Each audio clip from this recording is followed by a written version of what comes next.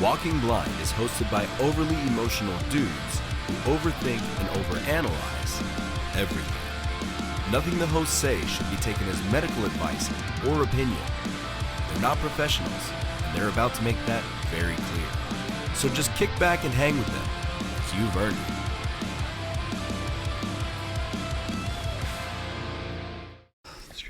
Strafford.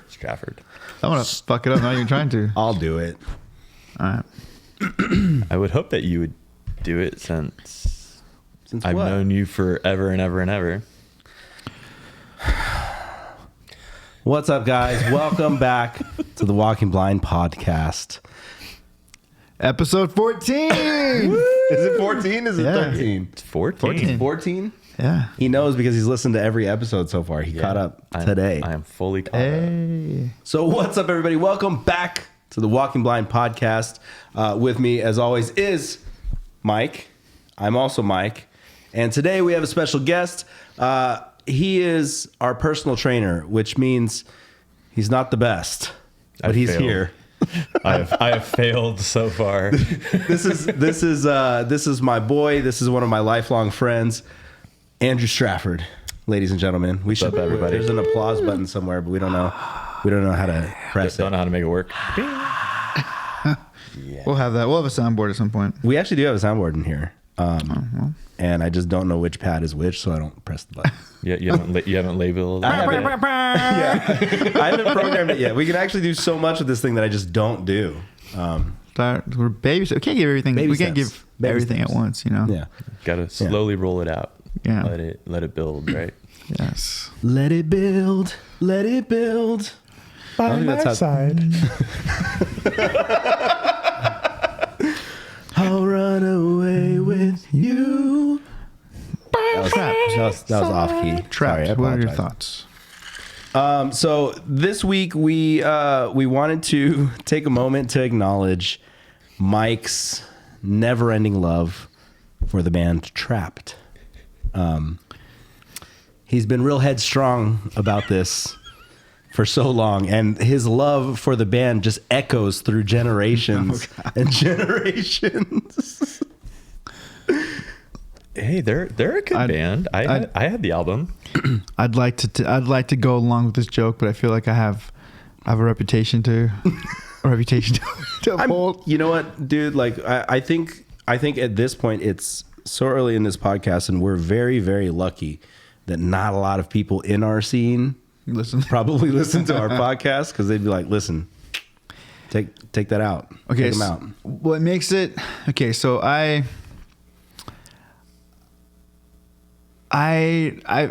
don't listen to. I'll say it. I've never been a fan of new metal. Okay, Never a fan of new metal, and so I was never really a fan of like what would be considered bro rock. right. But there's the freaking song "Echo" from Trapt, and I argue this until the ending tag of the chorus. Let go. If you cut that part out and have it end differently, like not that, it's a good song. it's a decent song. It's a decent song. So- It's a good song. I'll give you this. It's a good song. That's the extent of my love for. Close my eyes. Let the whole thing pass me by. So I was explaining this when we were driving back from getting too much Mexican food, Yeah.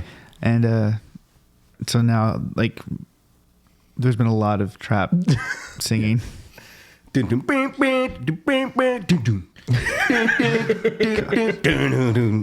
know, we can go down that whole rabbit hole, but we won't. We won't. Are you sure? Yeah, I thought about it. It's probably not good for our credibility here. Yeah. In the podcast space. So we got some questions from the Zoom. We've got a couple questions. Do we want to talk questions first, or we want to do something else first? Well, first, because we forgot last time. Oh yeah. Because we had, I defend it in the sense that we actually had a licensed therapist with us. Yeah. And do I just stop myself from doing the? If you guys noticed on the last episode, Mike just realized that he does this when he's talking. So we're gonna try and avoid that. Yeah. as much as Okay. I'll get my hands here. Yeah.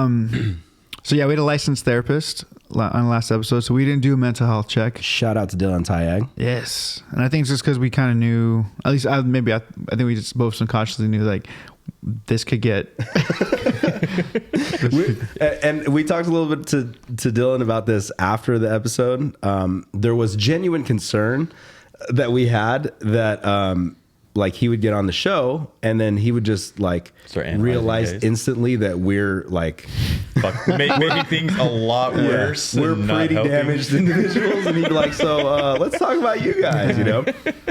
So thanks, Hey, Dylan. There was a couple times where you guys would talk about something, and then like you were talking about grad school and how you kind of were thinking about, well, I don't want to do this anymore. Then he's like, are you really gonna be upset with yourself if you get off the plan? Yeah, there were a couple moments. There was a couple times where I'm like, oh, they're going to full like, Shit's about to get real, yeah, son. like they're going session mode now. somewhere, my mom was like, "Wait, what? What?" her ears perked up real quick. What? Your mom had that emotional damage song going on in the back of her head. Dude.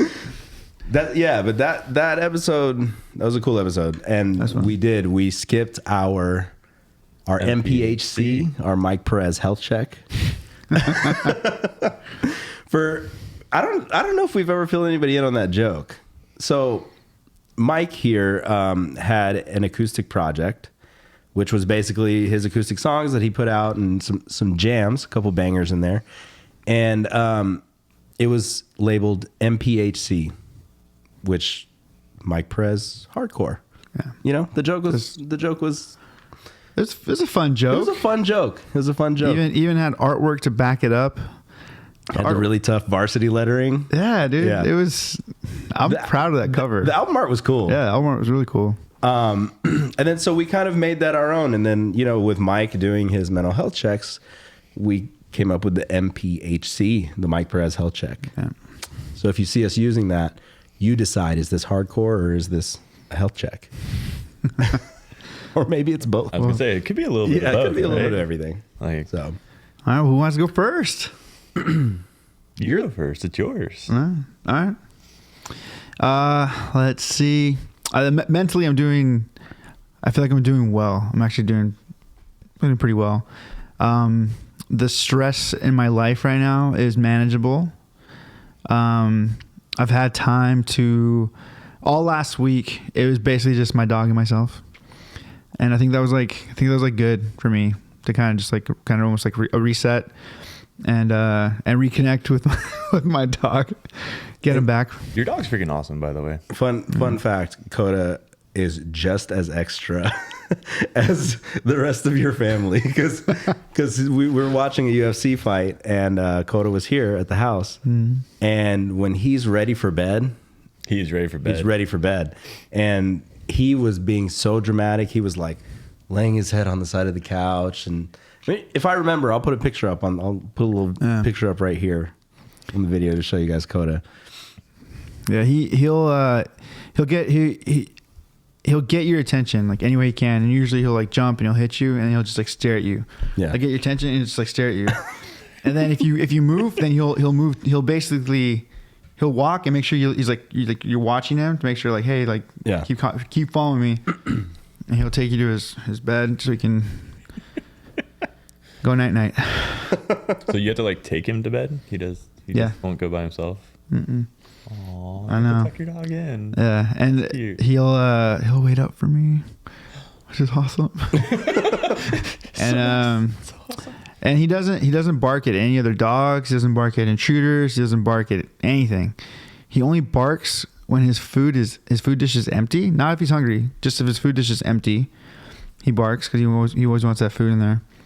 And then he'll bark if like you're not paying attention to him. Like usually my mom or myself. If either of us are like talking to someone else, then he'll like try to get attention and maybe bark.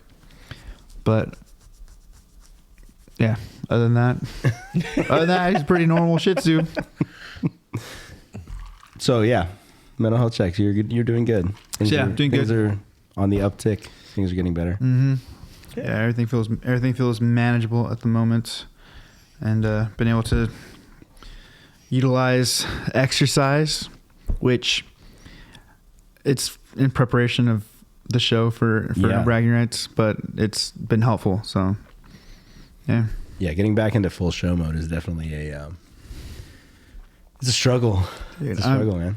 This is probably interesting to no one, but when I was when I was still touring and doing the band thing, I was able to at least so I run and sing on my treadmill.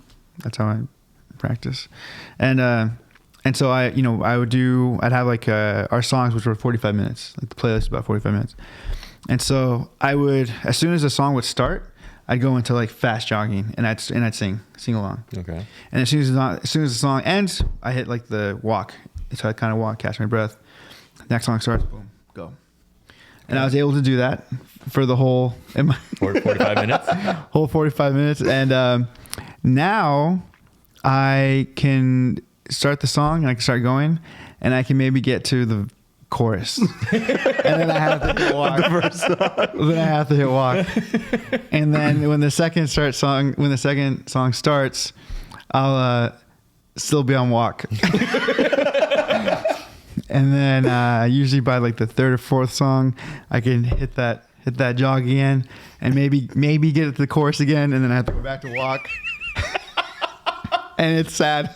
So what you're saying is your cardio is shot. Is what you're saying. Yes, which means if we were to play tonight, no way. Yeah, There's no way. So but I got time. I will be ready. You have about a month, right?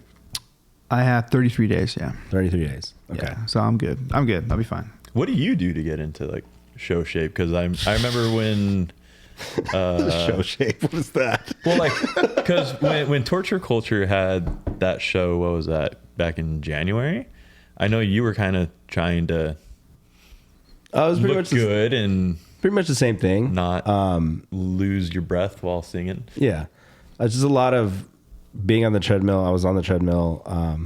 It's a little different for me because I don't sing at all. It's all heavy and screaming. Angry man. But one thing that helps me is that we traditionally play with a lot of like beatdown bands where all the lead singers pretty much stand in one spot and do like the "What the fuck is up, motherfuckers?" And then they just, you know what I mean? Like it's so any extra bit of energy that I have makes me already look like I'm doing more. Already makes me look better. Makes us more memorable. Yeah, but it's tough, dude. When you are completely out of show shape and you're completely out of like, I mean, if you're on tour and you're doing this night after night and you're doing it all the time, like it's muscle memory, right? Like you're still like your cardio's up, jumping around, moving around, everything. Like your body is trained for it essentially. And then when you go, like in my case, before any of this, 10 years before playing a show, it's like it's a completely different thing, So there's definitely like the first show we ever played as a band, we played that Northern Alliance Hardcore Festival up in Northern California. Why are your first shows always in NorCal? I don't know. Yeah, the first show with Creative Void was a pretty big show in NorCal. I wasn't jealous at all. It's because that way, if it goes bad, yeah, no one down here knows about it, so they can just be, no, it was great, it was awesome, yeah, perfect. I don't know what it is. Like for some reason, every first show is like up north. Yeah, it's never here. But yeah, it's getting into that show shape is definitely, it's a struggle. Then once you get into the swing of things, it's a little bit better. A little bit better. Like yeah. So how's your mental health? Yeah. Speaking of struggle, how's your mental health? Speaking of struggle, I'm all right. I am mentally, I think I'm good. I think right now I'm kind of more motivated than ever because I want to make some changes whether it's like the business, the podcast, work, started working out again. I know I've said this 13 episodes now. I think I've said this, but this is the most consistent I've been. So yeah. And then last week's episode was definitely an eye opener, because what you guys don't see is that we cropped. We zoomed in because, you know, the first episode around a round table, the thickness was real. Thickness was strong. The whole stay home if you're sick, come over if you're thick applied to us. And we were just a couple thick boys sitting around a table, and you know, that just sparked a little bit of I'm gonna need to go watch some of these YouTube videos of you guys, because I listened to it on the Walking Blind website, and I put it on, and I interesting. Go, You don't even go through like Google Podcasts or nope. Spotify or Apple or any of these other platforms that or found us on our TikTok, Stitcher and Shudder and all that stuff. At Walking Blind Pod on Instagram, you know, and Twitter. But you choose to go for walkingblindpodcast.com. Yeah. Sick. Nice. You sent me the link way back when you first put it up, and you just now started listening to No, I've been listening. I've always been about 2 episodes behind. I was gonna say, because I remember you've and we'll always like kind of talk about things, but then you're like, oh, have you got to this part yet? And I'm like, no. So since I knew I was coming on tonight, I wanted to make sure that I was all caught up, and just seeing the little snippets that you guys have put up with the guy from last week, I was like, yeah, I really want to make sure that I listen to this one. That's fair. And so I started listening to it yesterday near the end of my walk, and then on the drive over I finished it up. So he walks the Rose Bowl, right? I used to walk the Rose Bowl. Now I just, for my cardio, I hate running. I hate Stairmaster. I hate all that stuff. I prefer low impact, steady state cardio. So I like to just go for a walk. So there's a route that I walk from my apartment. It, I think, works out to about 4.5, 5 miles round trip. Takes me about an hour and 20 minutes. So I just put you guys on, or I put different podcasts on. Yeah, we don't need to plug any of those guys. No. And it just, it gives me a chance to be outside for a little while, get some sunlight. Get some of that D, huh? Yes, that big healthy vitamin D. Big old dose of D, that vitamin D. And it helps me clear my mind, think about things, and then also learn new things. Sometimes from you guys, sometimes from other podcasts. If you're learning stuff from us, man, I apologize now.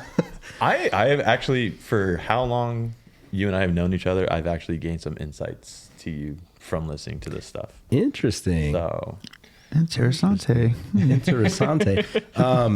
So first off, let's go into how's your mental health? Ooh, you know, I knew this question was coming, and I've been thinking about how to answer it. Today, mental health is great. A little tired. Little tired. I did oversleep. Had a long night last night. But in general, the past couple of days, the mental health has been pretty good. But if you go back the past couple months, it's been dipping a bit. But if you look at the past year, it's been pretty good. Past 4 years, though, since 2018, I've been an emotional mental health wreck. Gone through some various ups and downs. Right now, there's a little bit of stress, but it's self-imposed stress because I'm currently between gyms and looking for a new place to work, and then moving out here. Trying to decide if moving out this way and hanging out with these guys on a more consistent basis is the best way to go about it, or to stay in LA because that's where I live and where I'm from, born and raised. So it's been quite a weird week between the interview process and then talking to that other gym that I told you about. It's just trying to crunch some numbers. So I'm up and down. honestly. It's kind of interesting that you have options at this point. You know what I mean? Like now you're the ball's kind of in your court. Yes. Right. Because without like giving away too much information, like you're in a position where there's multiple gyms that have basically offered you jobs like on the spot. Right. Pretty much. Yeah. And you're just kind of like, okay, is this a move I want to make? Like, you know, is this where I want to be? Is this where I need to go type situation? Or do I stay in the comfort zone that is My life. LA and my life and everything like that? So because for the record, and so because obviously most people won't know, I've known Andrew since like the day I came over to the hospital, and I didn't know him, but he was there. Yeah. In my grandparents and my family. Coming home from the hospital from being born. We have to always clarify that because we told somebody that once, and the person was like, Why were you in the hospital? Are you okay? What happened?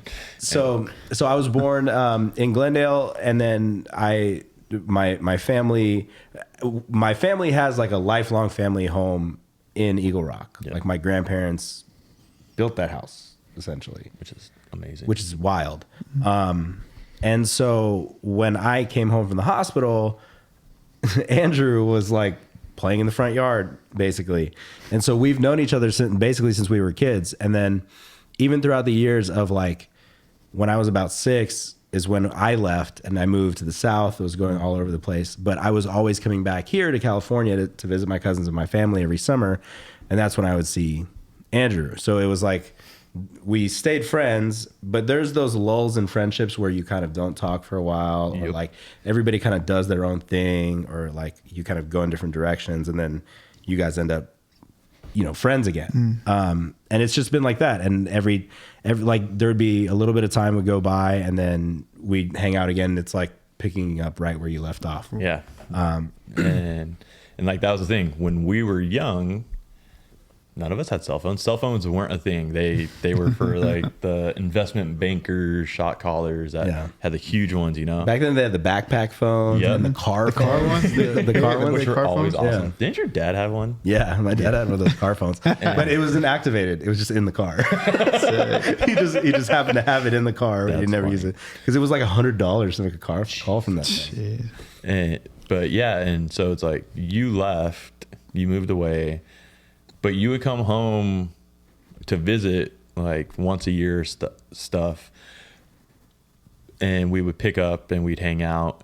But even then, I would still just go hang out with your grandma and your aunt and stuff because they were there. And someone would always say something like, oh yeah, Mikey might be around. And so I'd go knock on the door and be like, hey, is he here? Like, when's he coming to visit? Yeah. And they would just talk with me. And so our families have always been pretty close and everything. And my parents have lived on that street for 41 years now. So it's, you guys are the old ones on the block, but like we're right there with you. Yeah, you guys are OGs also. And so it's just like, then when you came back, and like moved out here permanently, again, we were still young enough to where I was driving at the time. I don't think you were, but it was like, Riverside? You know how far Riverside is from LA? I was driving at that time. Yeah, okay. And it was like, yeah, that's way too far to go. It's so far all the time. And then you got into the music and you were touring and stuff. And so it'd be like, I'd text you and be like, hey, what's going on? And you're like, oh, I'm East Coast, or oh, I'm up here, or oh, I'm doing this. And it was like, oh, okay. I traveled a lot, but it wasn't always for like band stuff. Like I was just all over the place. Yeah. And so, yeah, like our friendship was on pause for a while, and we could literally go 9-10 months without talking, without even shooting a text or anything. But then it'd be like, hey, you want to go to Frank and Sons? Yeah. Hey, you want to go do this? Hey, like I'll be in the area, or hey, let's do this. And we've always been able to keep that alive. And in the past like 3 years, I think our friendship's stronger than it's ever been. And yeah, it's like you kind of realize Riverside's not that far. Yeah. San Bernardino, it's not that far. Yeah, especially when you move here. Somehow I think by the end of this episode, I'm going to have been convinced to move out here. Well, Hey, you know what? We want you to make that decision on Yeah. your own. we want you to make that decision on your own, but you owe me one. I think at this point, I owe you a couple for a lot of various different reasons. I think though, it really is like going back to like your mental health portion. Like it really is kind of one of those things where you're in a position now. Like I said, you have multiple offers, you have multiple jobs essentially lined up. Yeah. And it's probably like one of the best positions you've been in lately. Yeah. Especially lately, you know? So then you're kind of looking at it from a sense of like, okay, I could, you know, do I stay in LA, which is, I've been here for, you know, for forever. 36 years. You know, I've been here for 36 years. I've established myself here. My family's right down the street. Or is it like, let's try something new? Yeah. Right. Which is terrifying. Like, which is absolutely terrifying. And so at that point, you just go like, well, okay, what do I do now? Yeah. And part of me is such a people pleaser that it's like, You want to come out here just because we want you to come out here? pretty much. But then like, I'll also talk with my family and they'll be like, well, no, like we want you to stay here because we need you for this, this, and this, or we like having you around for this, this, and this. And the whole family's here, or you got this going on. And so it's very much like, okay, I'm going to piss somebody off with this decision. But at what point, for my own mental health Yeah. and for the best of myself, what's the right choice to make? And that's what I've been trying to weigh out and been struggling with lately. So, Yeah. I mean, we have an answer for you, but I don't know if it's like if it's the right answer. you're like, there's a room right there that you could crash in. There is for a like right answer. 2 weeks. Yeah. There's an answer and then there's a right answer. You want comfort or do you want solutions? Well, just you know, I think at least I know us three we've been through similar things at some point. I feel like for me was my venture to go back to school and having my identity so tied into music, and to be away from that and to do something else was kind of it was terrifying, but I found myself enjoying it. Even though for a lot of it was very stressful. It was like time consuming, and so I don't know. I know that's like different than like uprooting, because that's basically what you'd be doing. Yeah. But I don't know, man. But you basically uprooted your whole identity though. Yeah. And you went from Mike the musician to Mike the student. And from listening to all this, like, you had to fully commit to being a student, just like you had to fully commit to being a musician. Right. Like, you had to set boundaries, you had to set goals, and you had to literally set yourself up for success as a student. So, Which is also tough because, I mean, I'm assuming, and I think that we're kind of like, our thoughts are the same in this aspect. Like, you go for so long saying like, I'm not going to do anything else but play music. No. I'm not going to do anything else with my life except, you know, whether it's playing punk rock or just producing or writing or whatever the case may be. Like, I'm not going to do anything except this. Like, this is what I'm going to do with my life. And then realizing, oh shit, I'm going to do something else. You know, like that's, and like, you know, I don't think people, you know, people casually will, you know, it's like, oh yeah, that sounds like it was fun to travel and to tour and all. But it's like, it's not even that. It's not the mentality that you have to tour like that and to do that. It's like you said, like I had for years. You have to. It's not even that you're okay with it. It's just you just do it. It's like you're gonna miss birthdays, funerals, anniversaries, any milestone, like for your own or for your families, it doesn't matter. You're gone. And like, it's for the betterment, because you're not thinking about yourself. You know, you're thinking about 4 other dudes, you know, and it's not just like It's not just like, oh, well, maybe we will take this. Like, no, like every tour we get that we were all in that we could do, we did, making ourselves available mentally and whatever it is. Like we had to be ready to leave at a moment's notice. And yeah. And I mean, what's crazy, especially about No Bragging Rights, is that like when you really look at it, the tours and the things, the traveling and shows that I've done are like literally just a drop of water in the ocean compared to like what you guys did. Because like you literally took like everything that was, well, not everything, but almost everything that was offered to you guys that was going to be beneficial. Right. And it was just like, if there was not a tour package to jump on that would benefit you guys, we just did our own. We're going to create our own, Yeah, like we're going to do our own tours. And that was like, I've talked about this with a couple people before. Like Martin has been like one of my best friends in the world for a long time, but our relationship was literally like, we'd see each other and then we wouldn't see each other for 6 months, 8 months or whatever. And then he'd come home. Like kind of the same thing with you. It was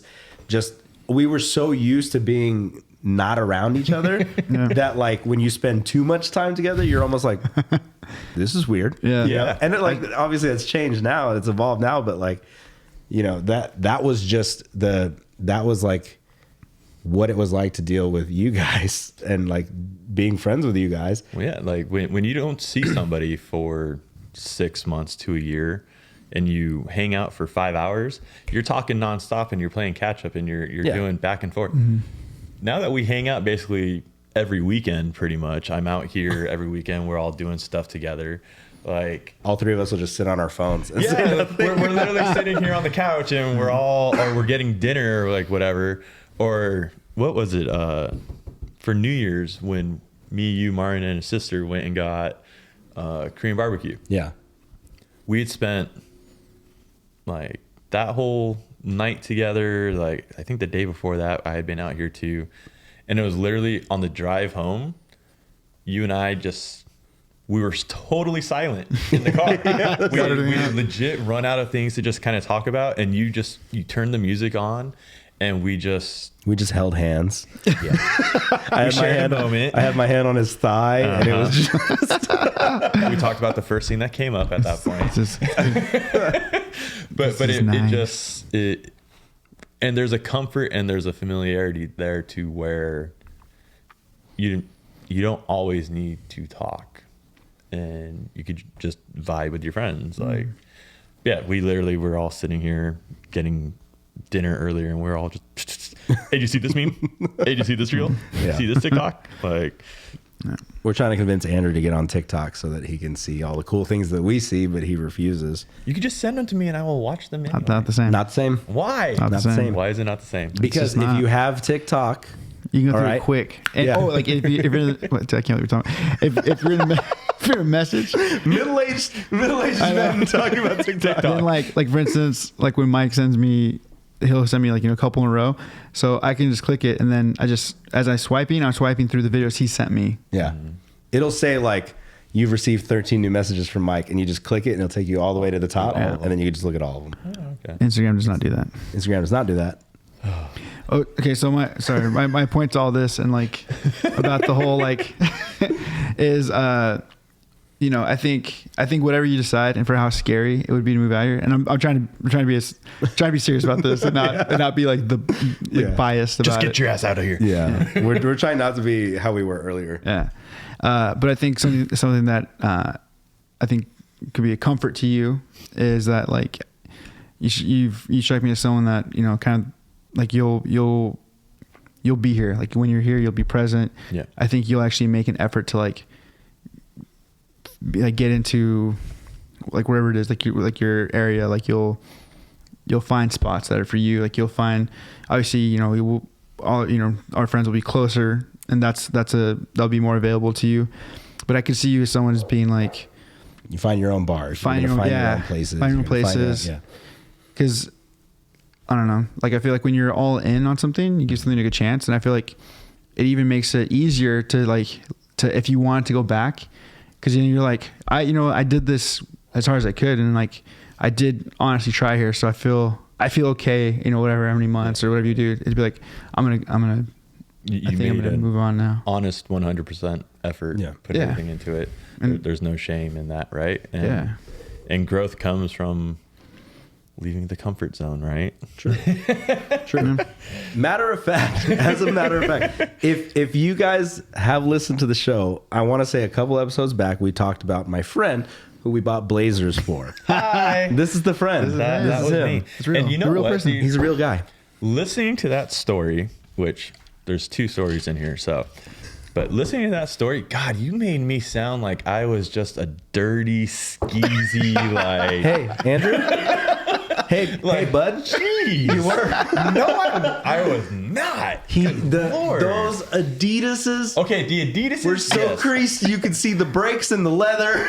Okay, because those shoes were like a year old, but you were just like, he wasn't getting his haircut, he wasn't doing any of this shit. Like, he was wearing these like. Is that facts? Okay? Is that facts? The only reason I wasn't getting my haircut, we were in the freaking pandemic, and freaking Supercuts would be open and then they'd be closed, and then they'd be open and then they'd be closed. First off, Supercuts.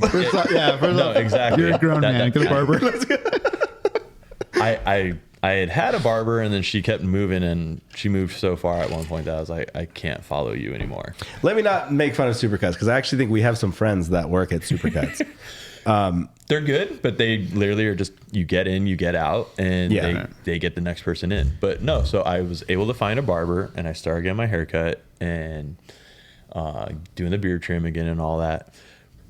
But at the same time, during all of that, I was working for a gym that I never took a day off from there for facts. Yeah. For probably like close to 8 months. So then you're like living out of your car?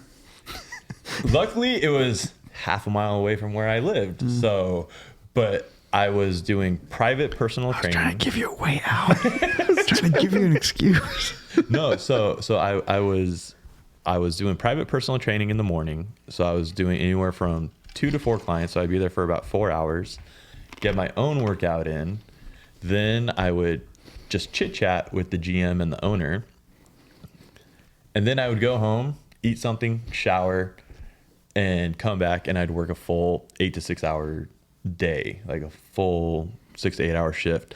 So I was legit putting in 14 to 15 hours every day at this gym. And even on Sundays, I would go in and I'd train a couple clients, get a workout in. So my day off, I was still there for 3 or 4 hours. And I just had no energy to do anything else. Like Friday night would roll around and I'd just be like, I'm going to bed. Saturday night would roll around. I'd come out. I might come out here. Yeah. Or I would just be like, with uncut hair. Yes. And dirty Adidas. With uncut jams. And so I lost myself in that, and I used that as a way to be like, well, I don't have time to take care of myself anymore. Yeah. We're in a pandemic. The shop's always closed. My barber isn't available at 10 o'clock at night. I'm not going to ask him to be like, excuses. Yeah. Excuses. Yeah, exactly. And I lived in them and I wallowed in them. Let me point out this. We're close enough friends that whenever I would give you shit for that, it's not because you weren't getting your haircut, right? Mm-hmm.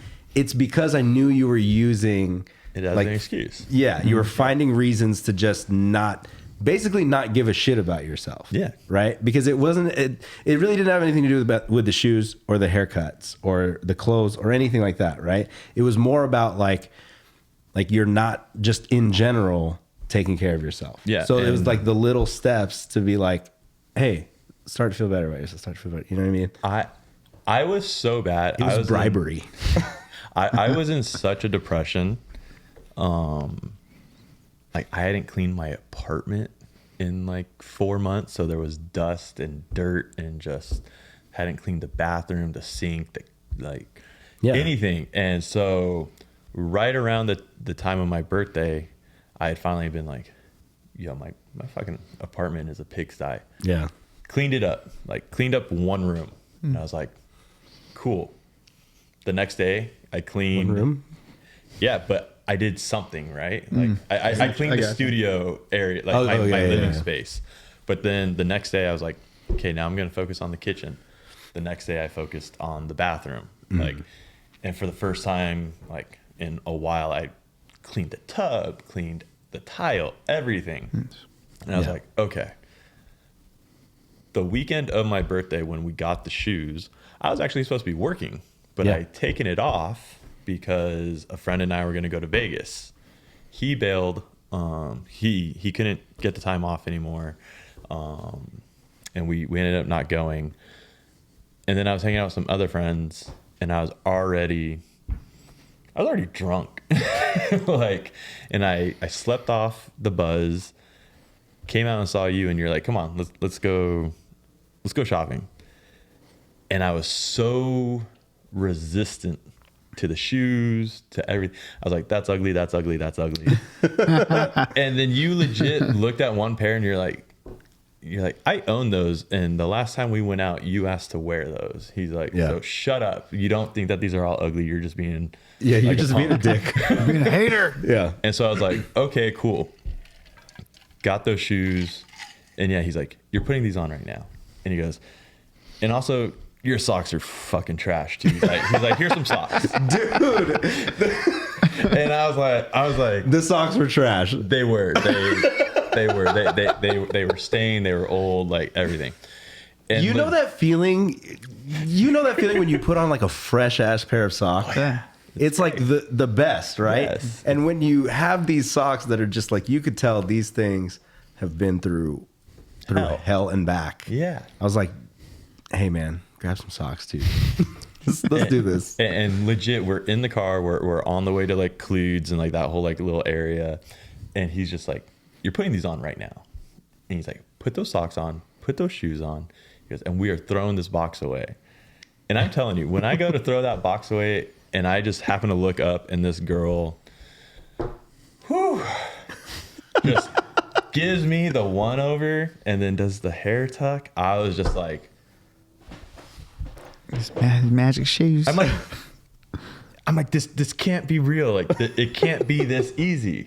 I could and this is the thing. I couldn't have like that couldn't have gone any more perfect. I swear on everything, because obviously shoes are an important part of the outfit, whatever. But it was just that moment that all kind of came together. Yes, right. And he had always been telling. It was a gift from the Lord himself. If it wasn't for that girl, I probably still would have just been like, whatever. And I wouldn't have gotten into shoes like I did. I wouldn't have got into looking at my appearance as much as I was after that. Because a week later, a buddy was moving to Texas, so he had to go on a away party. And I showed up and I was talking with him about that. I'm like, dude, I put these shoes on. This girl did this. And he's like, yeah, man, it's the 3 S's. It's sneakers, shades, and scent. And he's like, you get those dialed in? And he's like, everything else starts falling into place. We have a completely different definition of 3 S's. Mine's like shit, shower, shave. That's my first. Well, I mean, that's the main one. But he in regards to that kind of stuff, he's like, get those in order and things start kind of happening. And I was like, oh, okay. And we talked about cologne and all this stuff, and I was just like, okay. But yeah, because of you though, I have 9 pairs of shoes now, I think. And every time I come hang out with you, I sit there and I'm like, okay, I want to wear these shoes. I gotta put these jeans on. What shirt goes with, like, I sit there and I start having like little mini panic attacks, little anxiety, because I'm like, Mike's gonna talk shit if I don't look. I'm not gonna talk shit. You'll make a comment, but so the second story about all that stuff that's really funny is I was listening to that episode on Thursday night. Okay. And I was out for a walk, and I just ordered last week a new pair of shoes. So here I am listening to you guys, and you're telling the story about the shoes. I'm coming home from my walk, And right there on my doorstep Yes. is the new pair of shoes. I'm literally, again, listening to you guys. I open up the box, I take a picture, and I send it to Mike, and I'm like, they've arrived. And I'm You like, created a monster. I'm like, I'm like, this is so weird though. Hearing you tell a story about the first pair of shoes, and then here I am opening a new pair of shoes. Like, Martin and I were at the mall earlier, and we were at Foot Locker, and I literally pointed them out, and I go, Andrew just bought those. And he's like, these? I was like, yeah. He goes, okay. they're actually really cool. So it's just, and my whole viewpoint on a lot of stuff has switched in the past 7 months, because we're February now, right? Yeah, like the last 7 months. Ever since then, it's, you have to be cognizant about how you look, because look good, feel good, look good, right? And it's kind of like what you said on, Feel good, you play good. huh? Feel good, you play good. Yeah, it's kind of what you said on the podcast a couple weeks ago. If you're going out and you know you're getting out of your car somewhere, you're showering, you're doing your hair, you're brushing and everything, like you are looking clean and presentable, because you have no idea who you're going to meet. Yeah. And as a personal trainer, when I'm working with clients, that's super vital too, because it's, personal training and fitness is such a image. Yeah. Like, I've legit had people look at me. I hate you. We've had this conversation I know, before. and that's why I'm talking about it. Oh, man. Because you were making fun of I don't hate you. even how I used to dress in the gym. Like, Jesus, like Mike just tears me apart as much as he can. Listen, it's from love. True, what is it? True friends stab you in the front. Yeah. Yeah. So I was telling Andrew, I was like, hey man, if you're going to be like trying to get new clients and trying to train them, like you should look like a trainer. And he's like, I'm here to work out. I'm just wearing sweatpants and a tank top. And I'm like, dude, you're wearing sweatpants that have been cut into capris. They were not cut. They were made that way. Okay. Like, they were shorts. They were real long shorts. They were very long shorts, but they were Under Armour. They were made that way. So no, and I had those things for 5 years, 6 years, something like that, and you could tell. And he was were wearing faded, stained. He had the Rock Under Armour shoes. Awesome. Great to work out in. Had a hole. There were a hole in the shoes. I was like, dude, you gotta, your clients are looking at you for motivation. Yeah. You know, they're looking at you. Yeah. You That know. hole like showed up like the first month I had it, so I was pissed. But no, and like, yeah, I would work out in tank tops that were double XLs and stuff, and it just was not looking the best. And again, I was like, fuck it, I'm here to work out. But if you're working out in the gym that you work at, you should look presentable. Yeah, and that's the thing. Okay, so I want to make this clear also. Like, I was giving you shit, one, because you're my friend, and two, because you're there as like you're it's your business, right? Yeah. Like you're there it's your job, right? I'm not saying that like the people that go to the gym and wear baggy clothes, baggy sweat, old clothes, whatever, that's not my problem. No. Right? It's Anything that you do to work out, I don't give a shit what you wear, and if you're bettering yourself, great. What I was giving you shit for was, hey, you're trying to sell yourself. yeah. Like you're trying to sell yourself. And this all stems from like at that time, you know, we're going back to the mental health thing. At that time, like I knew where you were at mentally, in your head, right? Like you'd hit like almost like you weren't depressed, but you were like, okay, things aren't the best right now, and you know, I'm just doing what I got to do, you know. Yeah, because that was right around after me and my ex had broke up. Yeah. And it was just like, I just don't give a shit. And I was working at a different gym at the time. And again, I was losing myself in work, working 6 days a week. I had anywhere from like 7 to 10 clients a day. And I was just like, I don't care. And it's like, you can't inspire somebody else to care about themselves if you don't care about yourself first. And it's kind of like that whole, you can't give if you don't have anything to give. So it's you have to take care of yourself first before you can take care of anybody else. And no, man, I have been learning some hard life lessons over the past 4 years. But again, it's all helped me improve and change and develop as a person. So it's good. And also, for the record, and if anybody else comes to me and ever talks to me, I don't approach every situation the same. Okay, Andrew, once again, one of my oldest friends, but also responded to that tough love, right? Like whenever I would be like, "Hey, man, like things are gonna get better. Things are gonna be cool." His response was generally like, "Yeah, whatever." And I'm like, all right then. Stop being a little bitch. Stop being a bitch. Like different tools in the utility belt we got to use. But I will say this. I'm actually really, really impressed and really proud of like how far you've come. Why, thank you. Because there was a point in time where you, like when you first started training and lifting weights, like we all kind of went through this super thick boy stage where we were fat. I think I was 240 at my heaviest, like no muscle mass, just flabby and just eating all the time. And you were right up there. I think what was your heaviest? At my heaviest, I was 249.8. Okay. And now, mind you, I'm a shorter, much like stubbier guy, but for you, like I remember seeing a picture that you posted where you had just started lifting weights, but that was it. Like you were lifting weights and still living the lifestyle that you were living, where you're like drinking and then eating hot Cheetos and drinking Monsters, Yeah. And so that was my breakfast of champions for 8 years in a row. Yeah. And like you got to a point where you're like, hey, I'm working out, but there was no diet. There was no anything like that. And I remember you posting a picture where I think you were at a game.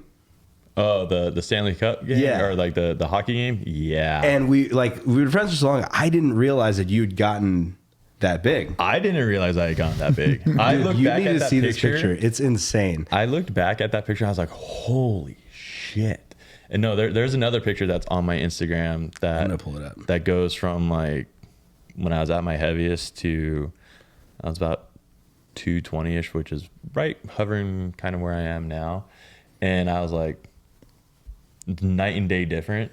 But I only take pictures when I think I look good. So the fact that I took that picture when I was so out of shape, I still thought I looked good in that picture. Then a side-by-side comparison, I was like, holy crap. I don't think it's well, there's one in here.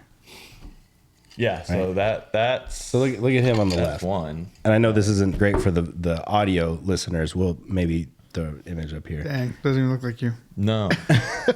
So like you got to a point where like And look, I'm wearing those capris in both those the pictures. capris.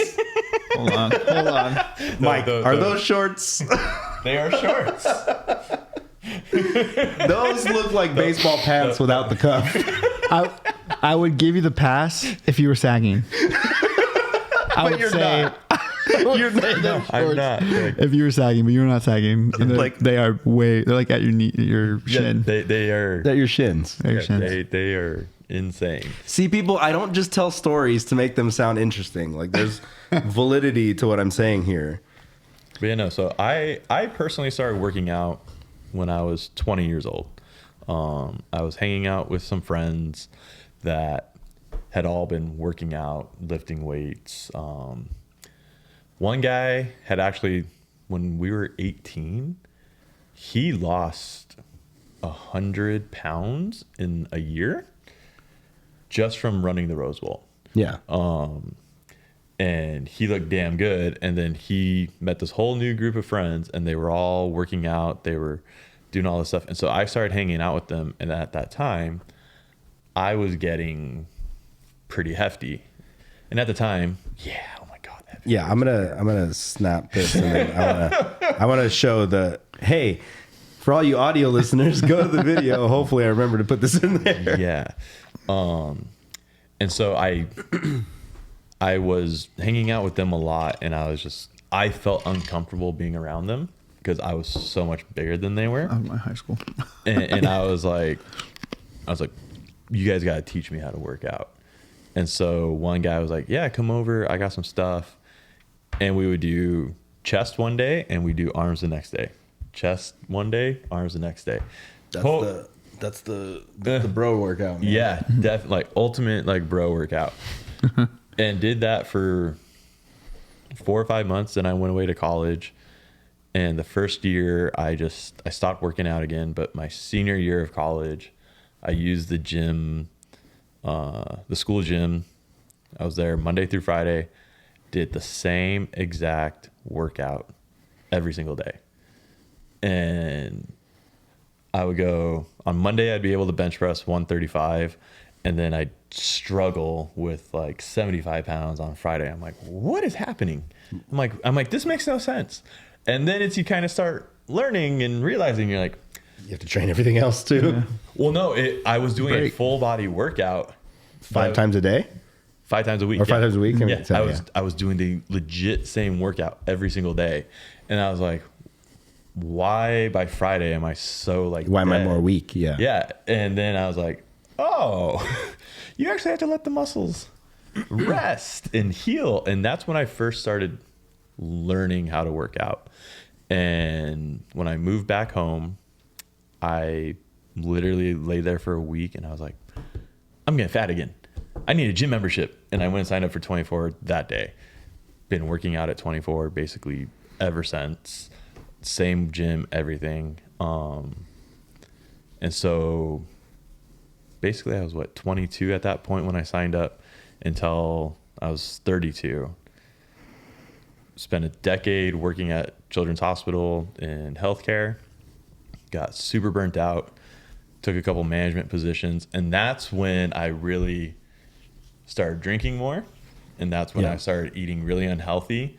I was still working out, but my workouts were suffering. I wasn't being consistent. And that's when I totally ballooned. And I was like, and it happened so gradually that never even noticed. Yeah. And then all of a sudden I remember I stepped on the scale right before Christmas of like 2016.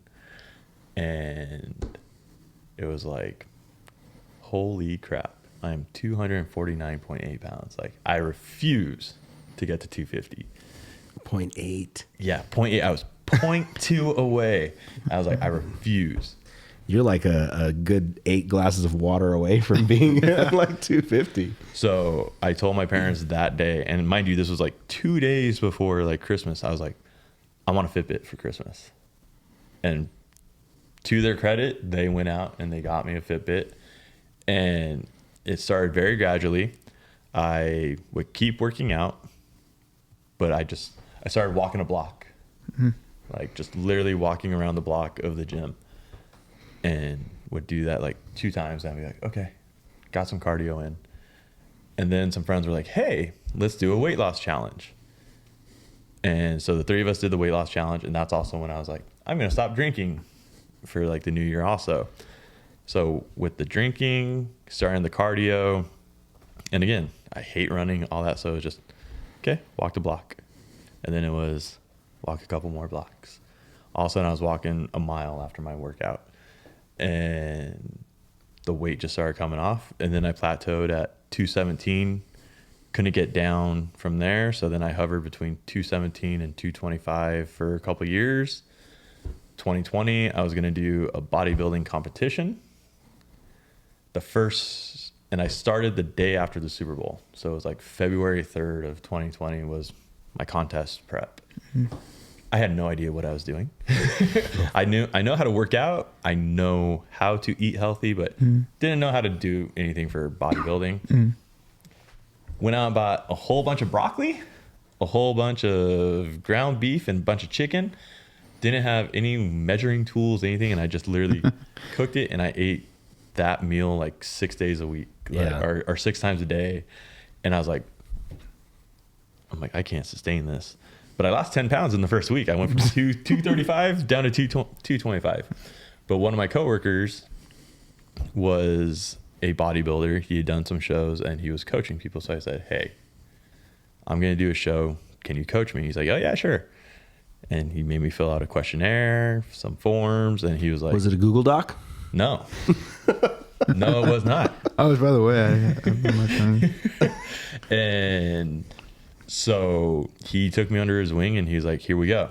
He's like, just follow this plan and you'll be fine. And then of course, COVID happened, the gym shut down.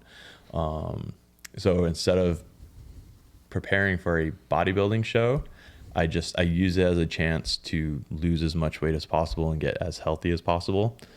And a friend sat there and built a squat rack out of wood. Yeah. And had 185 pounds worth of weights. And I came and got the dumbbells from you and continued to work out 6 days a week. And then that's when I was walking the Rose Bowl every night, because I had a former client who then became a friend, was doing a 2020 mile challenge in the year 2020. She had to walk 2020 miles. So we would walk the Rose Bowl every night. And she was doing like 8 miles a day. It was amazing. It was impressive. And she finished it like 2 weeks ahead of the new year and everything. I was so excited and so proud of her. 2020 miles. Yeah. Does that count like like normal everyday walking? Yeah. Or, Yeah. It was just, she had to, so she had the Fitbit and she tracked it and everything. And, Jeez. and there was online check-ins. And so I got down to like 197 on June 20th of 2020, which was when the show was supposed to be. And I look damn good. But then I was like, fuck it. And I started drinking again. I still kind of follow the same diet. I try to as much as possible, but here and there I'll have extra stuff. Like today I had some Monster and some Flamin' Hot Cheetos because I was tired and hungry and driving out here. So, but yeah, like knowing my lifestyle, I need to work out so that I don't kill myself like by blowing up and all that and really screwing my health up. What's crazy also is that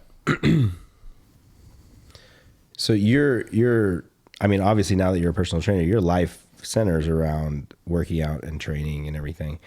And Mike Perez has always played baseball, you know, he's been an athlete. He's been an elite athlete. He's never lifted weights. I know. That is so crazy. When you told me that you've never worked out, like except for like sports training, I was blown away. Push-ups, pull-ups. Yeah. Calisthenics, basically. Yeah. Running. I used to run, I guess. Like, just that's crazy. I have a full gym out there. Don't judge me. I have a full gym out there. I don't use it. Obviously, I literally just hung some clothes on it because I had to dry clothes. But this is neither here nor there. Yeah, there's a full gym out there. I don't know. I was gonna say, once you guys finally actually do these questionnaires and I actually program for you guys, are you guys gonna work out together? Are you gonna get a gym membership? Are you gonna come work out here? Like, No, I'd come out here. It's not.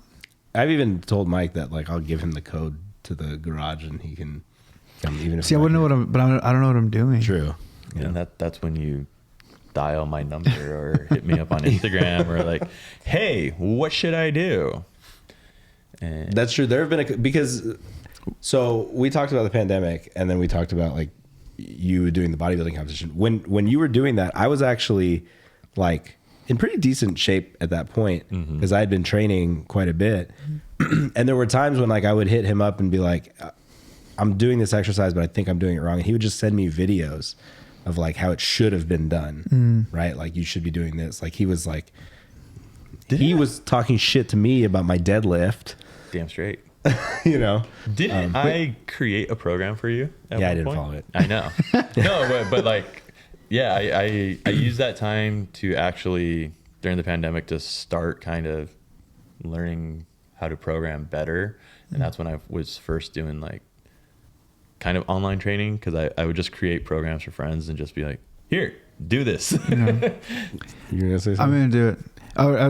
So would you send him videos of you doing workouts? Yeah. And okay, that's cool. Cause like for me, cause I thought I've watched tons of videos on like vocal lessons and like technique and all this stuff.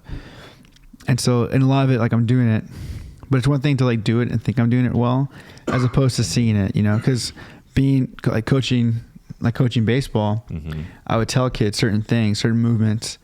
And I know that in their heads, they feel like they're doing it, but I'm like, no, dude, you're not doing that. Like, and so I started to film. I started to film kids practice. And so I would show them, and they'd be like, oh my gosh, I'm standing like straight up. I'm like, I know. Yeah. And you're like, that's what I've been saying. I started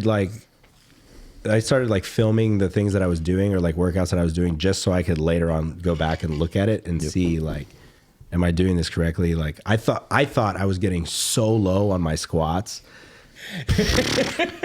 Not even close, dude. Like I was like, wow, I'm not going anywhere.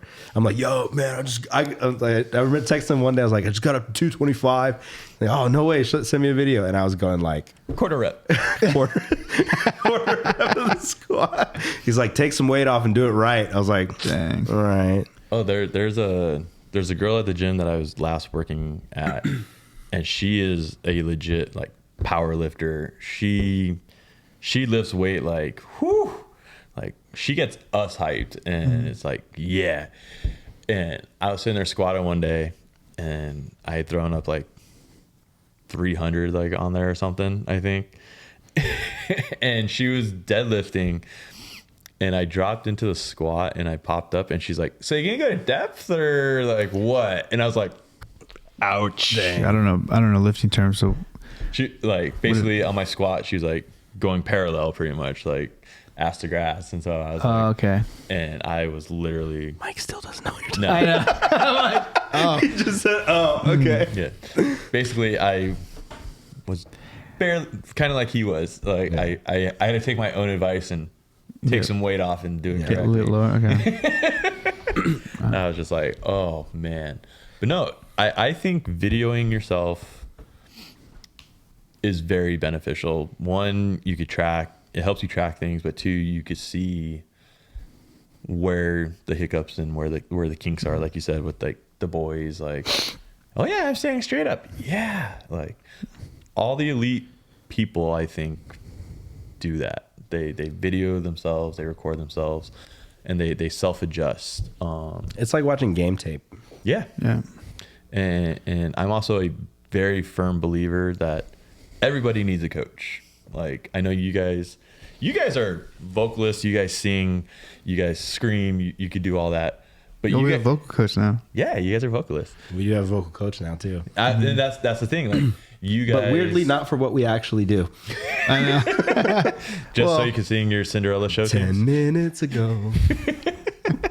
So, like, I loved hearing that you guys were like, yeah, we have a vocal coach. Like, we do vocal classes on, was it Wednesday nights? And Shout out to Wendy Crates. see, there we go. Sorry, I haven't been there. Terrible. It's been busy. It was just Jonathan and I last time. Shout out to you and Jonathan, man, holding it down for the team. We're losing a member.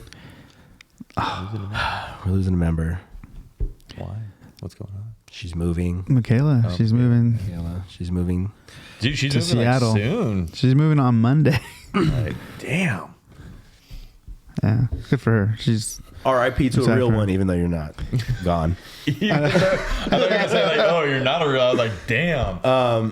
no, she's real. Yeah. So before we do have some questions. Before I did have one question in relation to bodybuilding. Okay. How much do you see? How often do you see body dysmorphia in the gym and in because, dude, I think I look at myself and I think I'm the most outrageously overweight person ever, and I know I'm not, right? But I still I look in the mirror. I was gonna say window. I look in the window and I see. I look in the mirror and I'm like, ugh. You need to fix your life, Michael.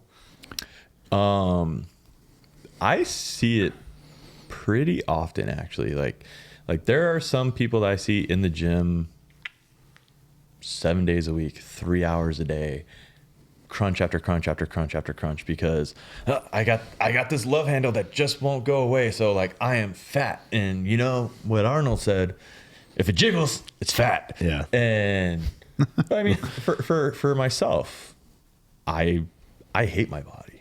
Like I absolutely hate my body. When I look at it in the mirror, I don't see the progress that I've made.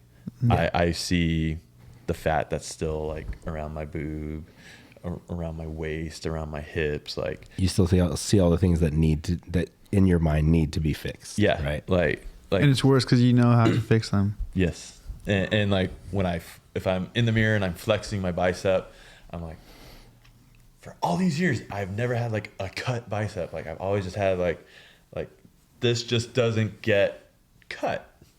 And I'm like, and it bugs me to no end.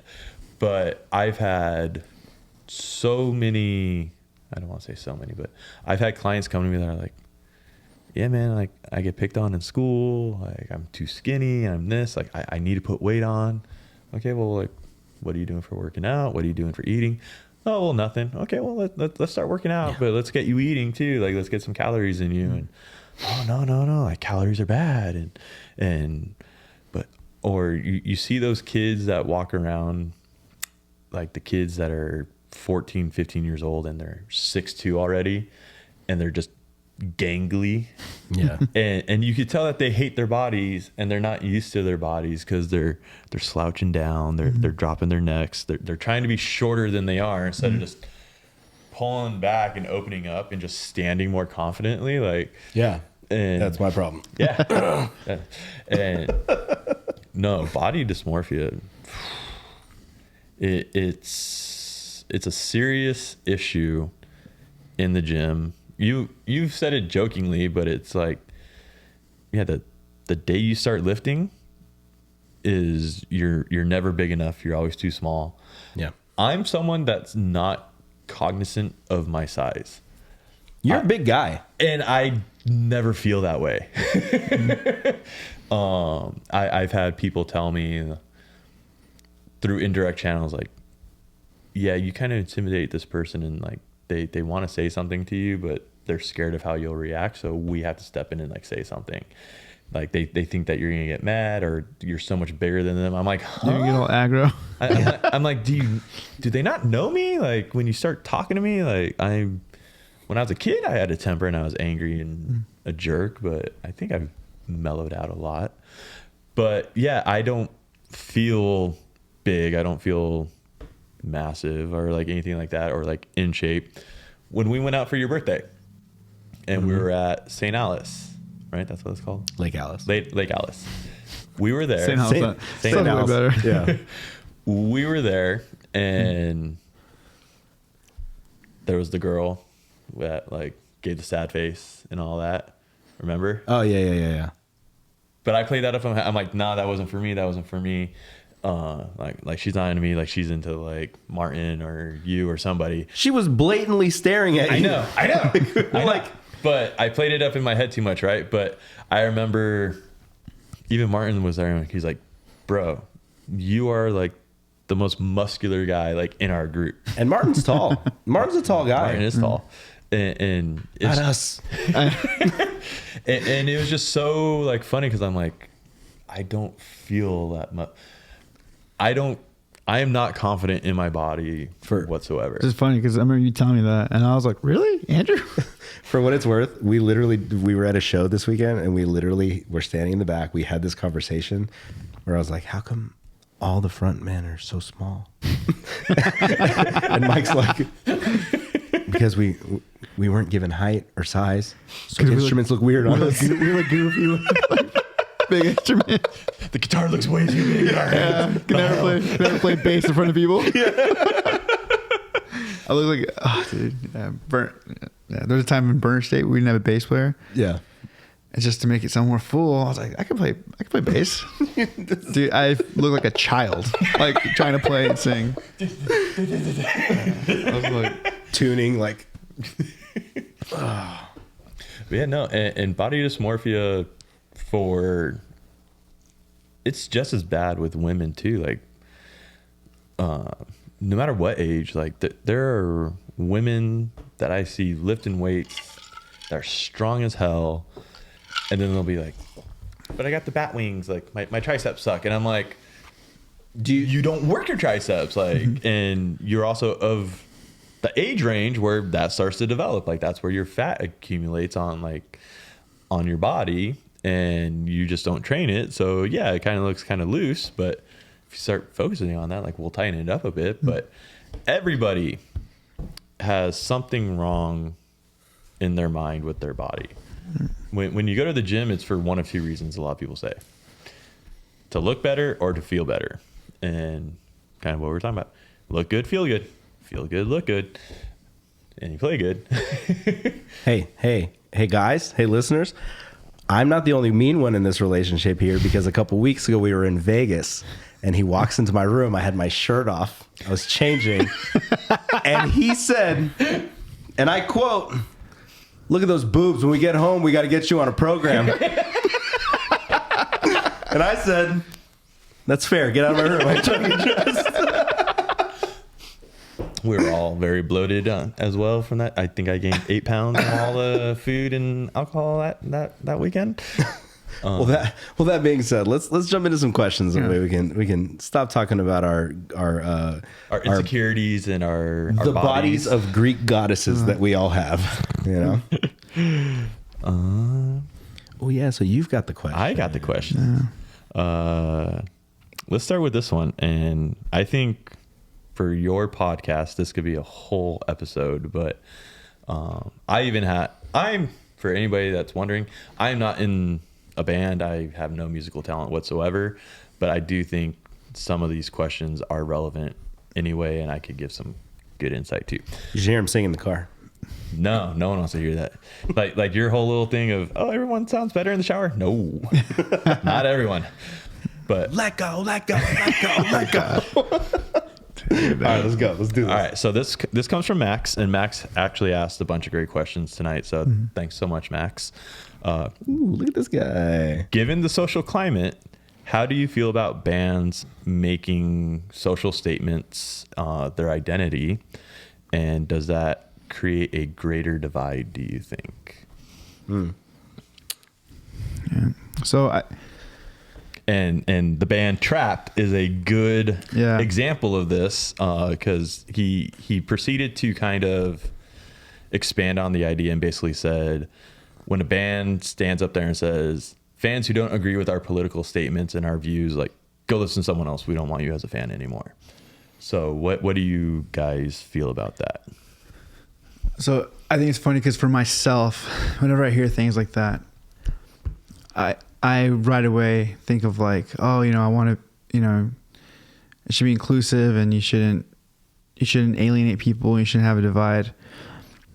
But if I'm being honest, at least the way I feel for myself and why I write the music I write, I have things that I like to write about and I'm passionate about and I feel strongly about. And I feel strongly about them to the extent that, like, this is what we're going to play. Mm-hmm. This is what we're going to do. I've literally had like the, like, less talk, more rock, like, shut up and play. Yeah. Or like, if you would cut your speeches down by this much, you guys could play 2 more songs, or you guys could do this and that. Like, I get that. Yeah. And whereas my response nicely is like, well, fuck you. I'm not doing that. Like, I'd rather talk to people every night than perform these songs. How about that? Like, that's my attitude towards that, at least for No Bragging Rights. And so it's hard to say because I know, like, yeah, there's some, it can be like, I know Christian bands that are very over the top, and strong in how they present their message and their beliefs. I respect it. Straight edge bands too, which you guys have talked about before. Mm-hmm. Like, yeah. And if you're falsifying it, like, you're gonna get found out real quick. And you're screwed. And, right? and I think that's kind of the big thing, where if they're genuine about it, like, even if I don't agree, I can respect what somebody's about or what they're passionate about. because, and I don't think I don't think it should be all inclusive. Like, I'm okay with somebody not liking my band if they don't feel that message, or they don't, Right. or they feel against it for whatever. I don't know how they would, but they could, right? And music is also so subjective, and there's so much of it that I think it's okay if a band wants to just, if this is how they feel and they put it out there, then you can either, as a listener, ride with it or not. Yeah. I jokingly would call myself like a NoFX apologist, because like I love NoFX. I love that band. They say a lot of shit I don't agree with. Okay. I'd say now most of the time they say a lot of shit I don't. mostly, Yeah. And yeah, there are times when I feel like like seeing them live, they've said things that have kind of turned me off as I'm watching them. Okay. But then when the song starts, I'm like back in it. I'm like, okay, Yeah. well, and so I don't know. I don't have like a clear cut answer for that, but I think that is an interesting discussion, because there's going to be a divide if you're passionate about something, no matter what it is. I feel like you're going to always, especially if you whatever your message is, and you put a line, this band is their whole thing is, pro-choice. You're going to have pushback. You're going to have, regardless of what your thoughts are on that. And so, I'd like to think that I respect people. I respect their art enough to be like, that's what you want to do. Awesome. Good for you. I don't want to be a part of that. And I'm okay if somebody would do that to me. Like, hey, I respect that this is your thing, mental health. Not down with it. I'm here to have a good time. I don't want to feel sad. I'm okay with that too. But before you go, I want to ask. So let's go back in time a bit. Mm-hmm. The Dixie Chicks, Right. like when they came out and made their whole statement about like, what was it, George W. Bush and all that, or like Kanye after Hurricane Katrina, like came out and was like, George Bush don't like black people. Like, do you think that if an artist believes strongly in that they should step up and voice those, or do you think that they should keep those kinds of things to themselves, but say it in their music, like during the songs? Like, I think personally, if you feel strongly enough about something to say it, you just also have to be prepared for whatever comes of you Right. saying it. Right. which is fair. I don't think it's an issue of should or shouldn't. Right. Like, and I think that like, obviously, like when it comes to etiquette, I guess it's like there's a time and place for things. Right. Like, yeah, Kanye saying what he said, probably wasn't the best time to say it, but also that was, that's Kanye. That's how he is. That's his personality. I think when it boils down to it, like I'm kind of in the same boat that you're in. Like if you're an artist, you feel strongly about it, and you want to do what you want to do. It's not necessarily like a fuck you to everybody else around you, but it's just like, hey, this is what we do. This is what we stand for. This is what we believe in. You can take it or leave it. Right. I think when it comes to music, when it comes to anything that we've,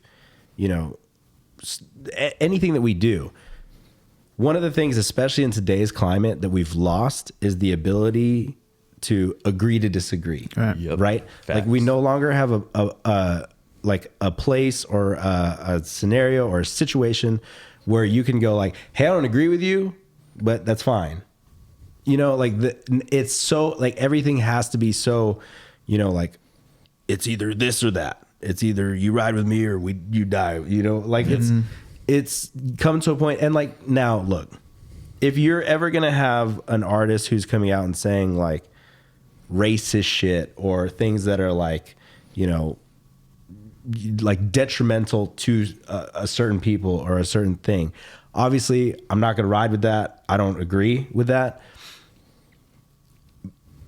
But you can't stop somebody from, it's the freedom of speech, right? Yeah. Like using their platform. they're using their platform. And like Mike said, like if there's somebody that comes to an NBR show and doesn't want to hear about mental health, hey man, you're at the wrong show. Yeah.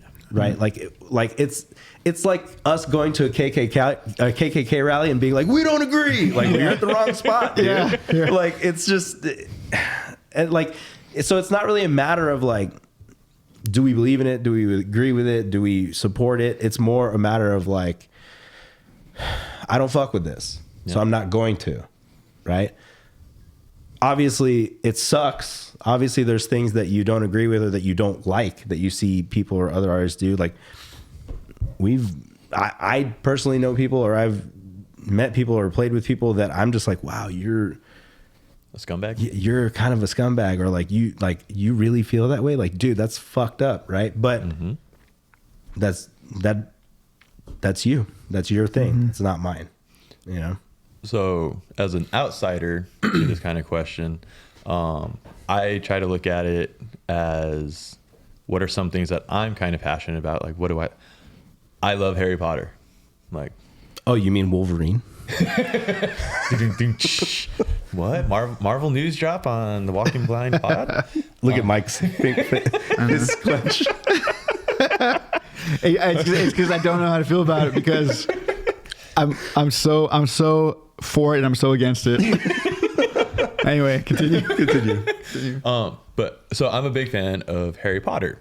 Or one of my favorite books when I was growing up was Ender's Game by Orson Scott Card. Both of these authors now have said very controversial things and have had very controversial takes on societal issues. Right. So for me, it's, do I necessarily agree with some of the stuff that they say? No. But are they creating a good product? Yes. You're separating the art from the artist.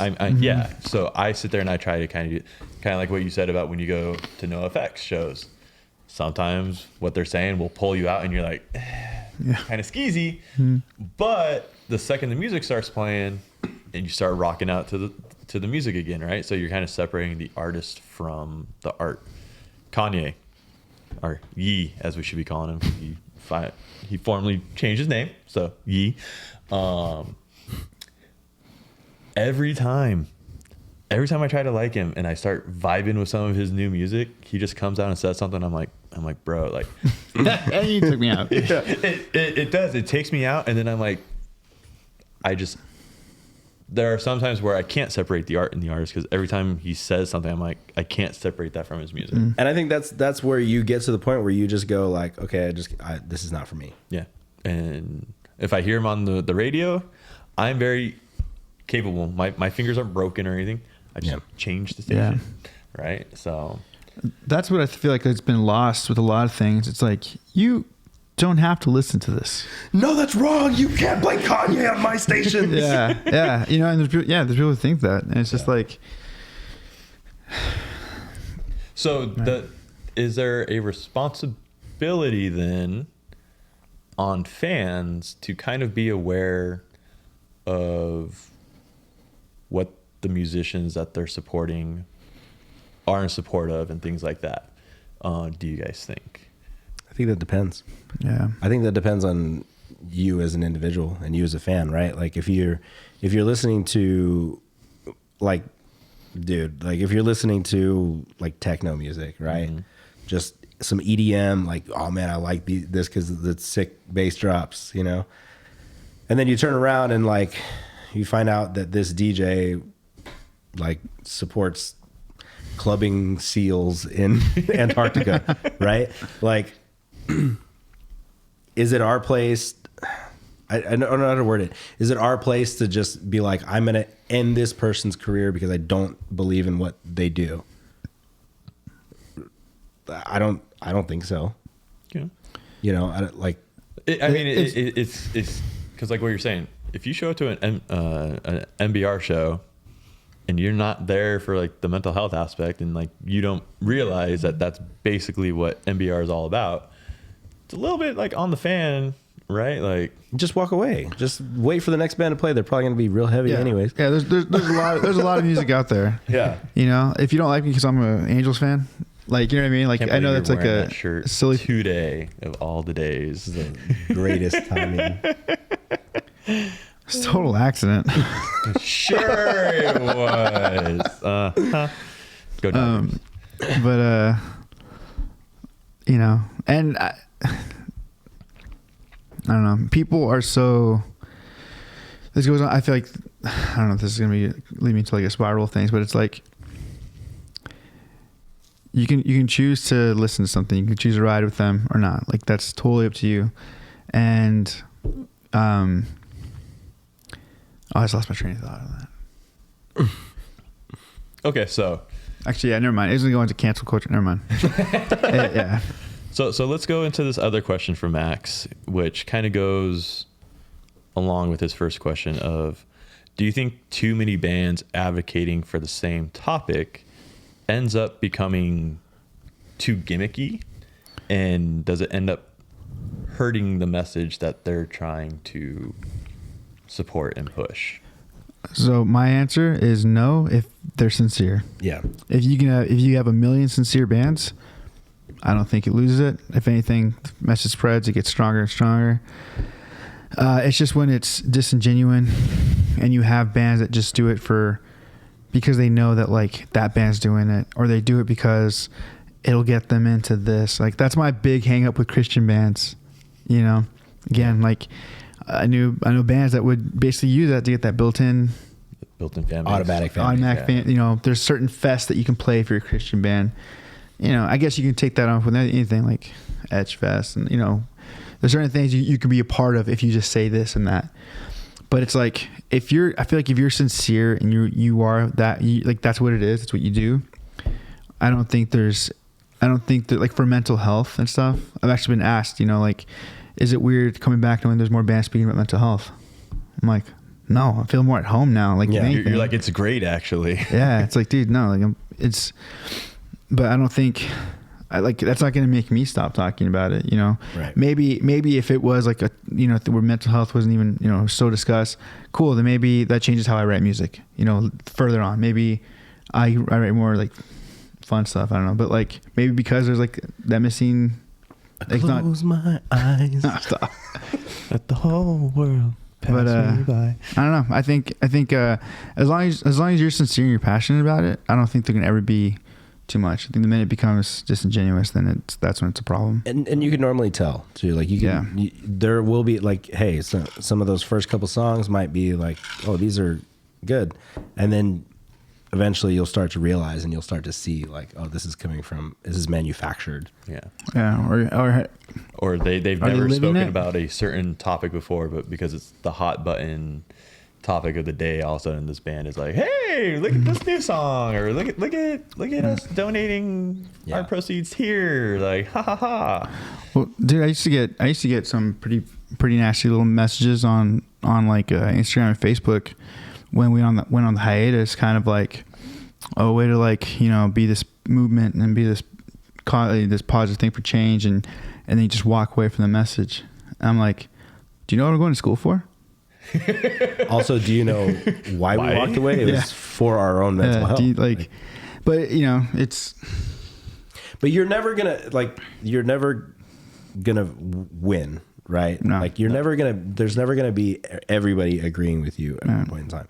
It's even like, okay, it's safe to say a lot of people love The Rock, right? Yeah. A lot of people love The Rock. If he were to actually run for president, not a lot of people are going to love The Rock, right? Like, it's just one of those things where, Yeah. So when you would get messages like that, how would you feel reading those messages? Like, would you be like, man, fuck this person, they're not a real MBR fan if that's what they think? Or like casual Mike or Mike Perez, social worker? Both. Or is it like this person clearly is going through something, like this is actually the kind of person that we did what we did for, because obviously they're going through something and we were a release for them. Yeah, no, I don't trip because they don't know my life, and so I give them that kind of like grace. Okay. And I'll just tell them like, hey man, like I get why you're upset, and I see why you would think that, and it's one of those things where like, this is what I guess if they if it went further, like if they didn't like the fact that it's like, well, you're going to school, it isn't helping me right now. Yeah. So it's something I've gotten. Then I would just say like, yeah, dude, I've got People are ruthless, dude. Dude, like, they feel that they own you. Right. It feels like at times in that like I'm like responsible for their mental health. Yes. Yeah. Or my band is, but I don't know. So my answer to that, so usually I let them know. I try to tell them like as best I can, like, hey, this is like if anything, I'm doubling down on what I believe in. I'm doing this. This is what I plan to do. But then I kind of switched on them, and I'm like, why do I have to be this? Why can't you be the one who like take you know this message now, right? You know, you're a fan of my band. Pass the you torch. pass it. You take it. I was Start just band. I Do was this stuff. just gonna ask you that. Like, have you challenged any of them? Oh, I challenge people all the time. Use their platforms. Yeah. I challenge people even when they're not even asking for it. like somebody that Trying to get me to move out here. yeah. In Like- subtle ways. Yeah, like I've I have people that come. So anyone, obviously, I read the room, I read the temperature, I read what But like, if somebody tells me that they've had like attempts on their own life, right? Mm-hmm. For me, right away, that like it doesn't excite me. That's not the right word. But I get Wrong terminology. Yeah, but when I hear that, for me, I just see it as like, okay, you had an attempt, so you've been there and you've been able to come back, so you have experience to speak on that not many people have, but have been close, or they've had, you know what I mean? Yeah. And so I tell them like, dude, you're here, like you have, like your story now is already incredible. That's an incredible story. Like you're a survivor. You have insight on this that not many people can speak on. Your firsthand perspective. Yeah. And so like anytime, people who, they've self-harmed in other ways or whatever it is, I tell them like, dude, you have you can speak on this, you have that ability to help others now. So I don't know. That's where I get like, when someone shares something with me like that, and I truly believe that, they have experience now and authority to speak on that because they lived it. Mm-hmm. It's just a matter of figuring out how to express that, I guess, is the hard part. So let's tie that into a couple other questions that we got that are kind of tied together. So Ashley asked us, with the rise in self-care lately, why is it talked about more now? And what does it look like for men? And then also Renee asked, what do you think is the best way to break the stigma associated with mental health? So like the way I'm looking at it is you're challenging some of these people to speak their story because that helps break the stigma of mental health, because we all seem to think that we're the only one going through a problem when the three of us in this room are all suffering our own insecurities, stressors right now. Like we all have our own problems, but unless we talk about it and bring it to light, we're suffering silently when we could use each other to help each other, like pull each other up. And why is it being talked about more now? And what does self-care look like for men? So last week's episode, we talked to Dylan about mental health therapy and everything, and social media. Mm-hmm. And I think that there's like a, like we had said, it's a gift and a curse, right? Because now with social media and everybody being so open about therapy and so open about their problems, their issues, their wins, their losses, especially with like a younger generation, the stigma of mental health is starting to, it's becoming more of like an open conversation topic, right? Whereas our parents' generation, it was completely like, we don't talk about this shit. Like you go through your problems by yourself. And unfortunately, even in my family, even in other families, there are still people that still feel that way. Yeah. And no matter what you do, it's because that's ingrained in them. We don't talk about our feelings. We don't talk about our problems. Yeah. Mm-hmm. You don't put your problems on someone else. Yeah, you deal with them yourself. Yeah, or what hearing my mom talk about it, or you have this mentality of like, well, I'm a believer and I believe God is going to deliver this. So by me going elsewhere to get help, I'm not, it's almost like I don't have faith. Yeah. You know, which my mom eventually went and saw she sought the help she needed.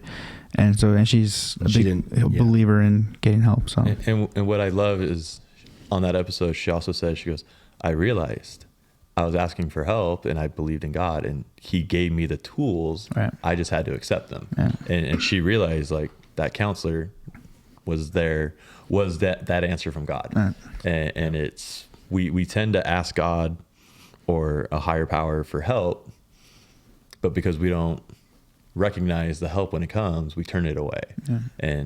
But I was very happy that she was able to see that and be like, yeah, no, like I need this, and this is actually God giving me what I need. Something that I really liked also that Dylan said was, with how mental health and everything is becoming it's easier to talk about. It's a little more getting more normalized by the day kind of thing. He was saying that he was at a point where he like almost like recently feels like more that he can share that he has he has a therapist. He gets help for his own personal stuff. Whereas, maybe a couple of years ago, he probably would have kept that, and I'm sure there's a lot of therapists right now that keep that to themselves. Yeah. But there was another part of that question about what mental health looks like for men. Yeah. What self-care, mental health looks like for men. And then Renee had asked, how do you break the stigma? Yeah. So these, I think that these kind of go hand in hand too. Like for men, and then breaking that stigma is even same thing for the older generation. I truly think that men don't believe that they're as supported as they are, right? Like for the most part, like you always see like the social media posts or the Instagram, like one of the ones that like gets me every time is that one post where the dude's like, you ever talk to a man and you ask him how he's doing and he says, I'm all right. He's not doing all right. And he's not doing all right. Like that hits home to me every single time I hear it, because it's true. Like there's, and I've talked about on other episodes where like when I'm going through something or when I'm dealing with something, like I like to just shut everything down and I work that out in my own head. Mm-hmm. And like, whether it's, like I said, working on a car, motorcycles, doing a project, something with my hands, to where that's like, I'm doing something almost mindlessly or aimlessly, but I'm working through the shit in my head. Yeah. Like that's how I deal with things. And part of that is because for so long, I didn't think that I could talk to anybody about it.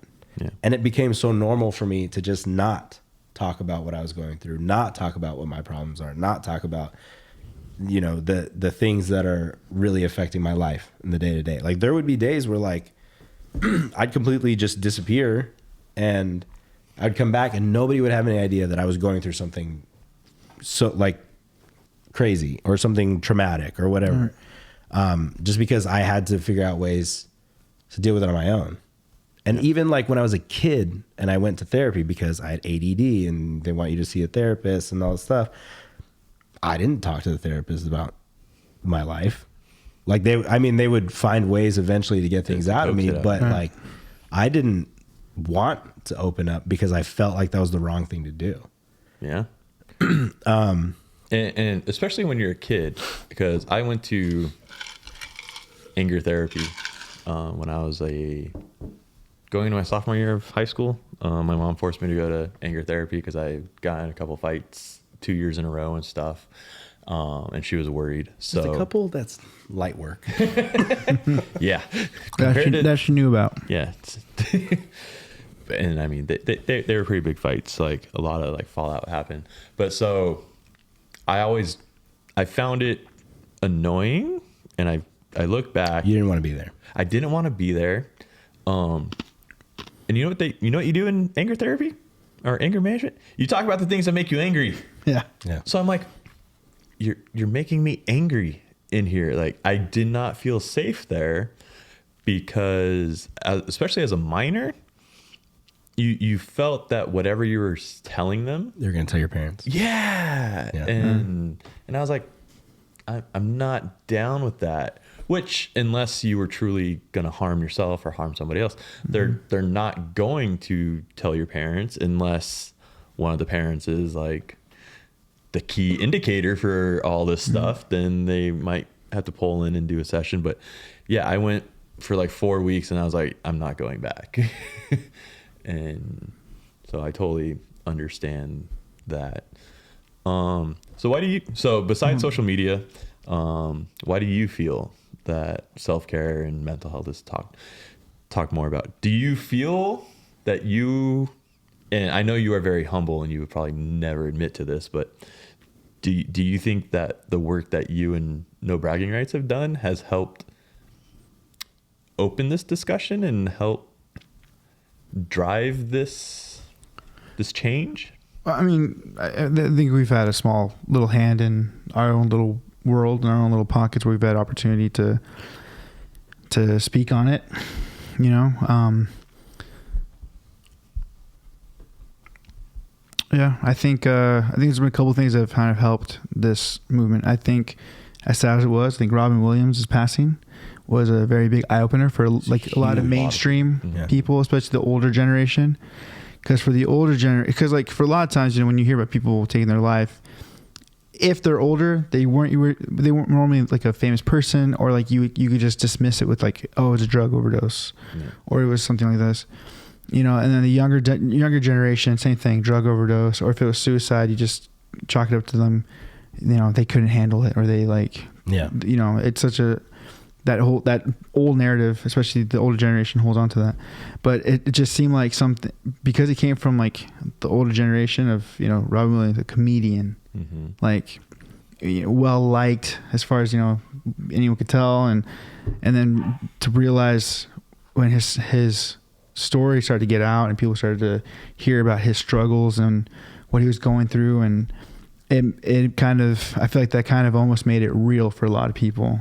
Even though nobody didn't know him personally, but it's like a figure that, you know, I grew up with him, grew up watching his movies and stuff. And I felt like for me, that was the first time where I really felt a big, like, I felt like that was a huge push for that stigma to lessen. I mean, it's still there it's amazing. It's still there. And there's so much work to be done, but it's cool to see that there has been progress.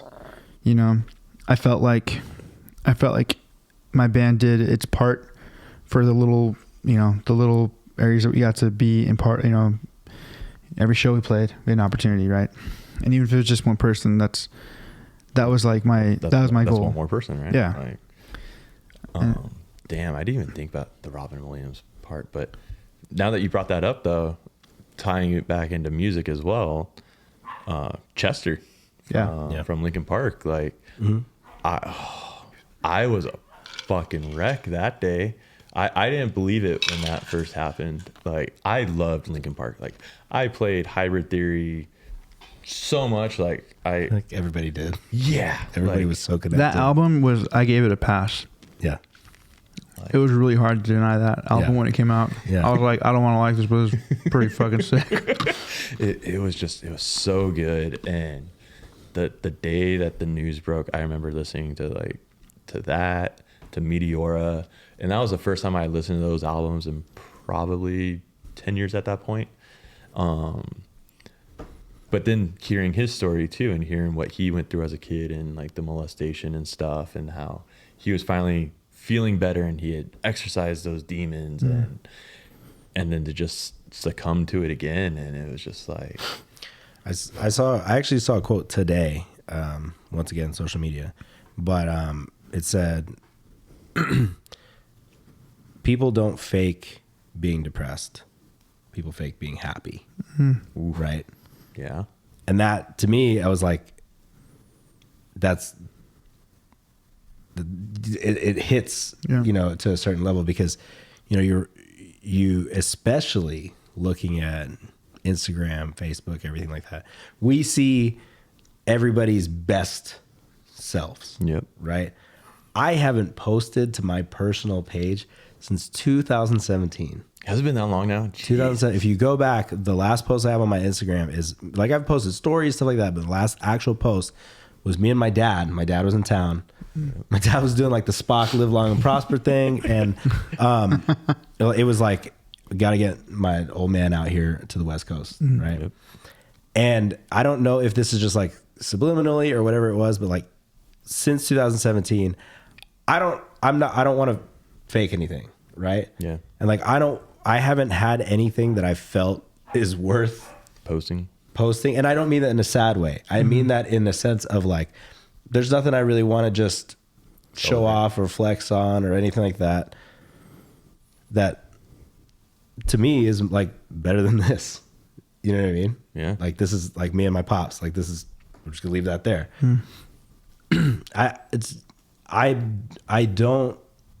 I've gone so far away from like trying to build like that ideal image on social media and online that now taking a step back from it and looking at it, I'm like, you really start to see where people are, it's showing you what looks best or what they think you want to see versus what's really going on in their lives.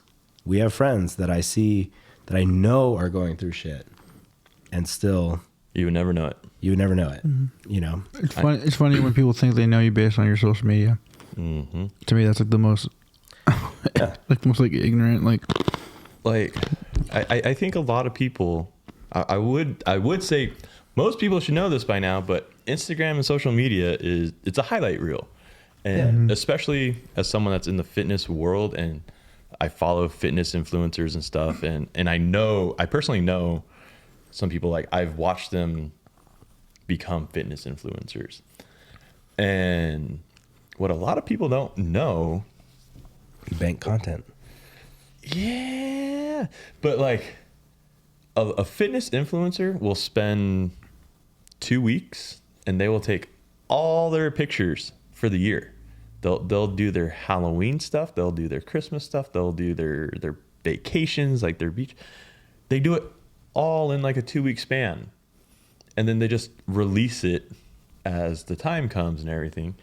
And these people are like, oh, look, their bodies are so perfect and they never change, and look, they're lean year round. It's like, because it's fake. Yeah.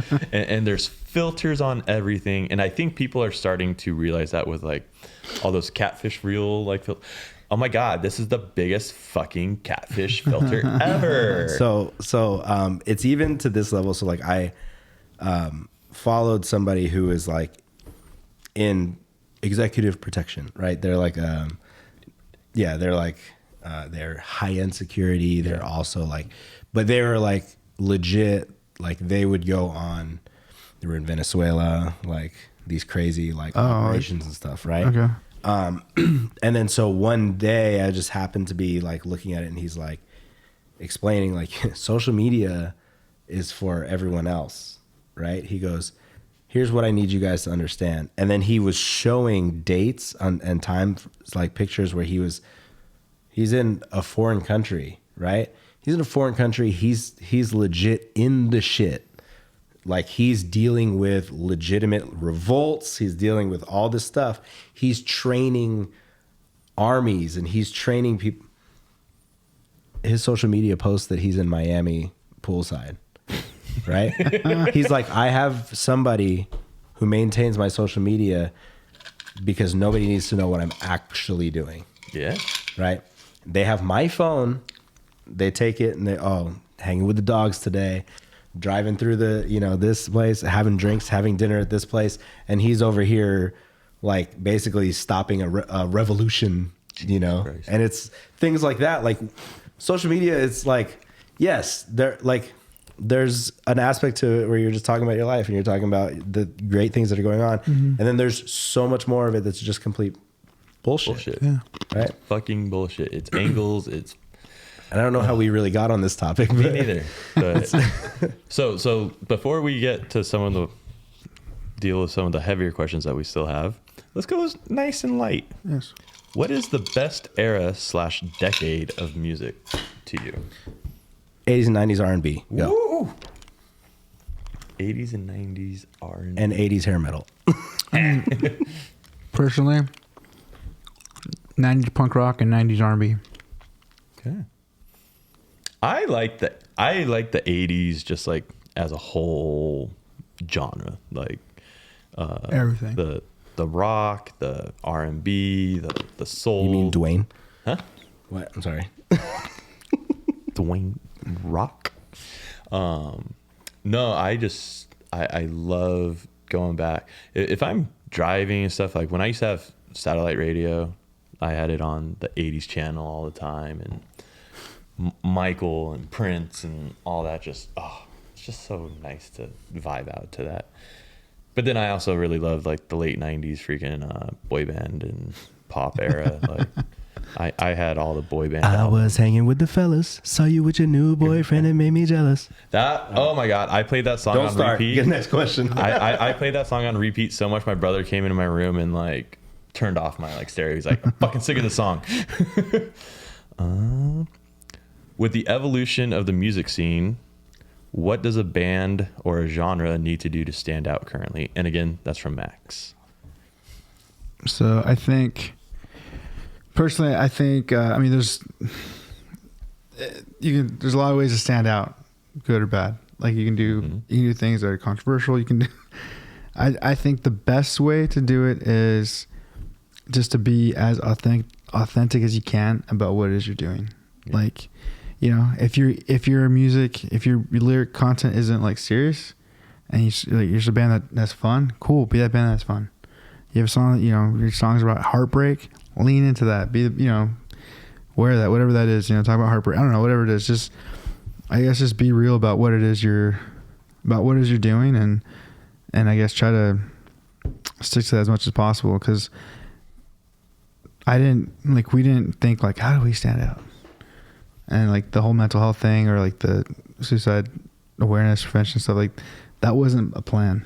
That was just something that we ended up just kind of doing. And I think we ended up saying, I mean, we stood out a lot more in the fact that we were like a more melodic band on like heavier tours or shows and stuff, which I thought always worked for us. Mm-hmm.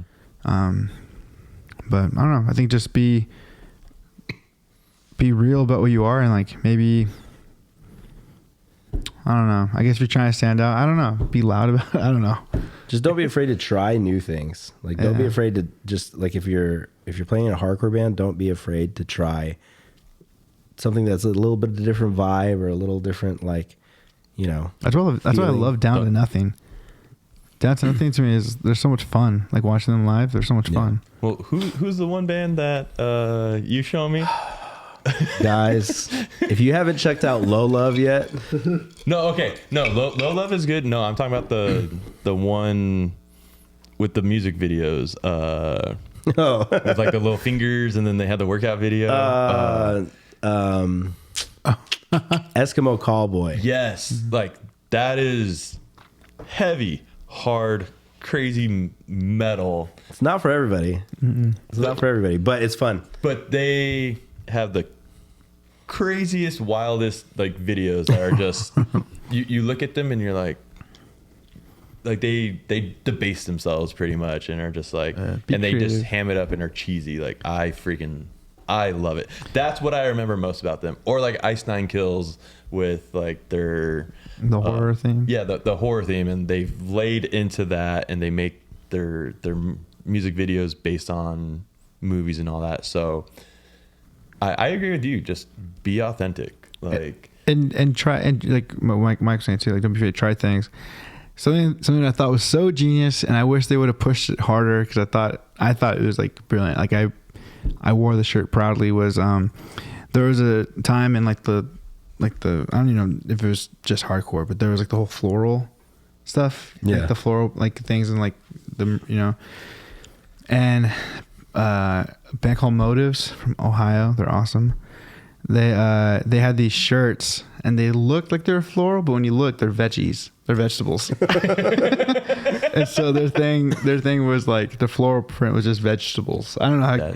To me, that was like creative because it was like funny, but also like it, whatever's different. And like I thought that was genius. It was their spin on like a little trend. And yeah, and dude, like you said though, if you're the fun band, like just playing to. I know you guys make fun of it because your one friend is like a mega like Story of the Year fan. Oh, Rick. Rick. Yeah, but like that their first album, the energy that comes off of that album is just amazing. And guys doing backflips. Yes, and then the swinging of all that, and then or like the first Smash Mouth album, I remember it was just pop punk rock, like upbeat jams, and dude, he's talking about like his girlfriend leaving him because she's all of a sudden like a lesbian, and the whole song is to like the lesbian girl. Okay, Frankie asks, how do you find ways to completing deadlines while dealing with anxiety and mental health issues? So for me, I do setting boundaries and prioritizing. So I set boundaries first just so I can make sure that I have an opportunity and I have the time. I used to give a lot of my friends knew my school schedule. Mm-hmm. That's what I knew. So most of my friends knew like, okay, don't hit me up during these these days pretty much. And then I always prioritize things. Even now, like one of my big turnarounds for I think my mental health, like my big stressors, because it's still stress, it's still there. But I think for myself, I prioritize them, and like as far as like, okay, this is what I'm gonna handle first, and this other thing would be affected by this anyway, so it just makes sense to go like this. I try to prioritize things even in my day, like try to figure out like, okay, I can do this first, or this can either wait, or I don't even have to do this today, so I'm not even like stressed. You just disregard that for the day. Yeah, so I think boundaries and prioritizing is how I was able. I think for me that was like my formula when I was in my undergrad. Okay, Mike, I'm completely different. I'm really bad at this. Like for me, like a couple weeks ago when you guys got our follower count up, and I was like, oh, got to put the episode out. Like for me, it's just a matter of like, all right, we got to do this. We got to do this now. It's like that whole mentality of if you give yourself 3 weeks to clean your house, it's going to take you 3 weeks. If you give yourself 3 hours to clean your house, it's going to take you 3 hours. I just have to tell myself like, all right, this needs to be done in like an hour, or this needs to be done in like, 20 minutes or whatever. And then I just have to like bust my ass and crank it out and try and get it done. I tend to overthink everything. So I'm always overthinking literally everything. Like I'm overthinking this podcast right now as we're doing it. So I just have to like just get to that space in my head where I commit to it and I just go. And then that's just it for me. Okay. I like to I've realized I work good with a schedule, like where I know where I'm going to be when I'm going to be there. So if I have a deadline coming up or something, like before we went to Vegas, I was finishing up my certified nutrition coaching program, and I was under a deadline because I was trying to help a gym do a 16-week weight loss program where they wanted a nutritionist on hand. But basically I would set aside a couple hours every day where it's like, the phone's going to be down. I've already worked out. I've already cooked. I've done my meal prep. I've had my meal. Cool. Now I'm going to sit down and I'm going to focus on this chapter. So it's kind of the same way where it's like, I know I need to do this, so I'm going to get it done, but I meld what you have and I prioritize and I carve out time to do it. So I'm really good at setting a schedule for myself for the day, and I give myself like 5 things that I need to get done. And once they're done, then I have the rest of the day to kind of do it as I wish.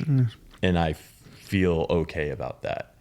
And I think just as a general tip, what other people could do, make it a game for yourself. Give yourself a reward if you've worked on something for a while. Take a step away, like do an hour work, and then 5 minutes of phone or something. Gamify it. Games around here. or a good trick that a psychologist has talked about is like the 5-second rule.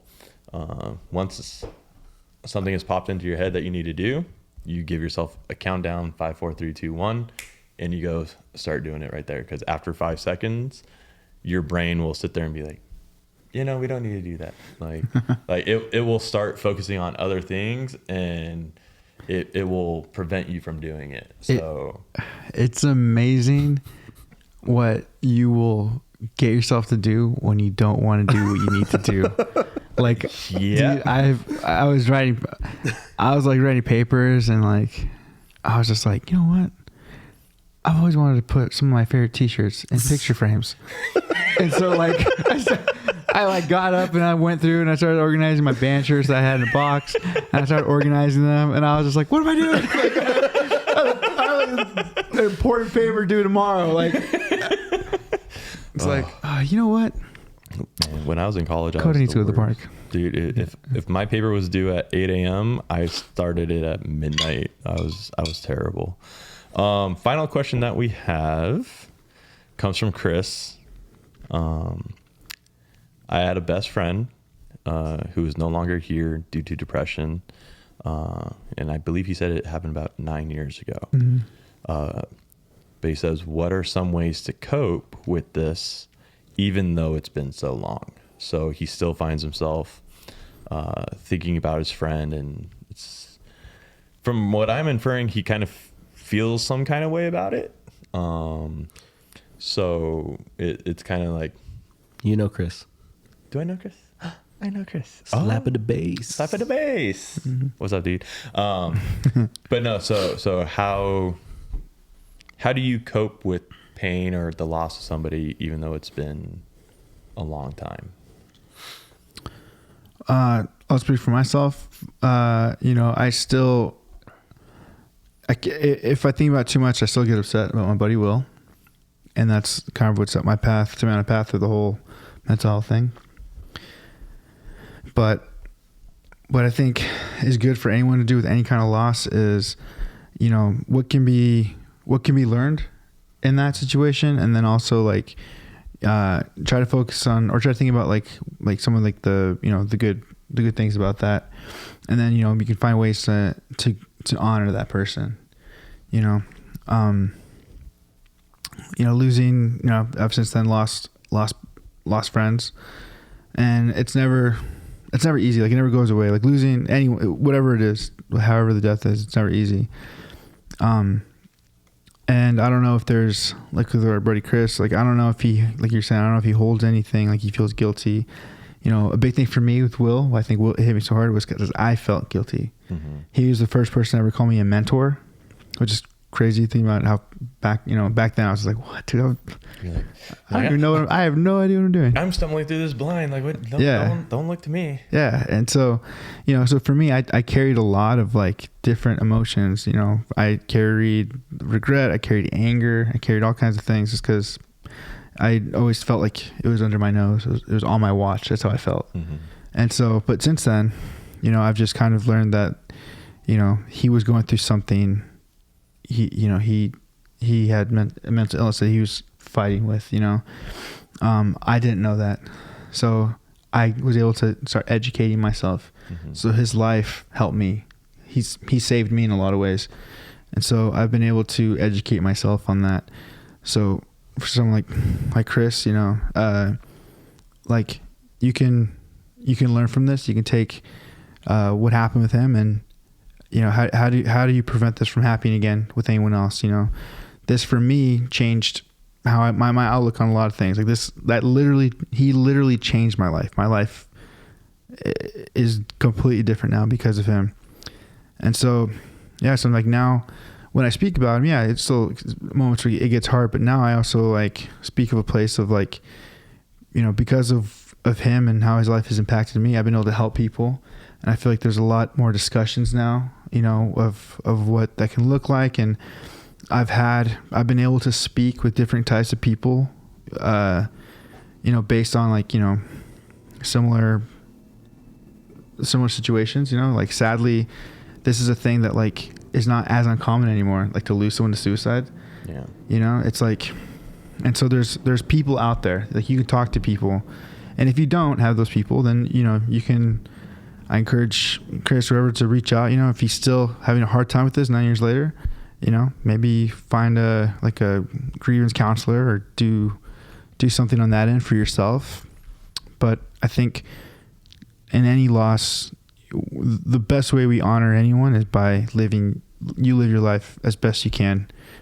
You live your life because they're not here living theirs anymore. So you carry the memory, you carry the good stories about them, you know, or you carry that, you know, whatever it is that could help someone else, I think. I think another thing to remember too, because I agree 1000% with all of that, is that like that pain and that feeling of losing somebody, it's not ever going to go away, right? It's not just going to disappear, and you're not just going to wake up one day and not feel that loss. Right. But what will happen is you're going to learn to live with it, right?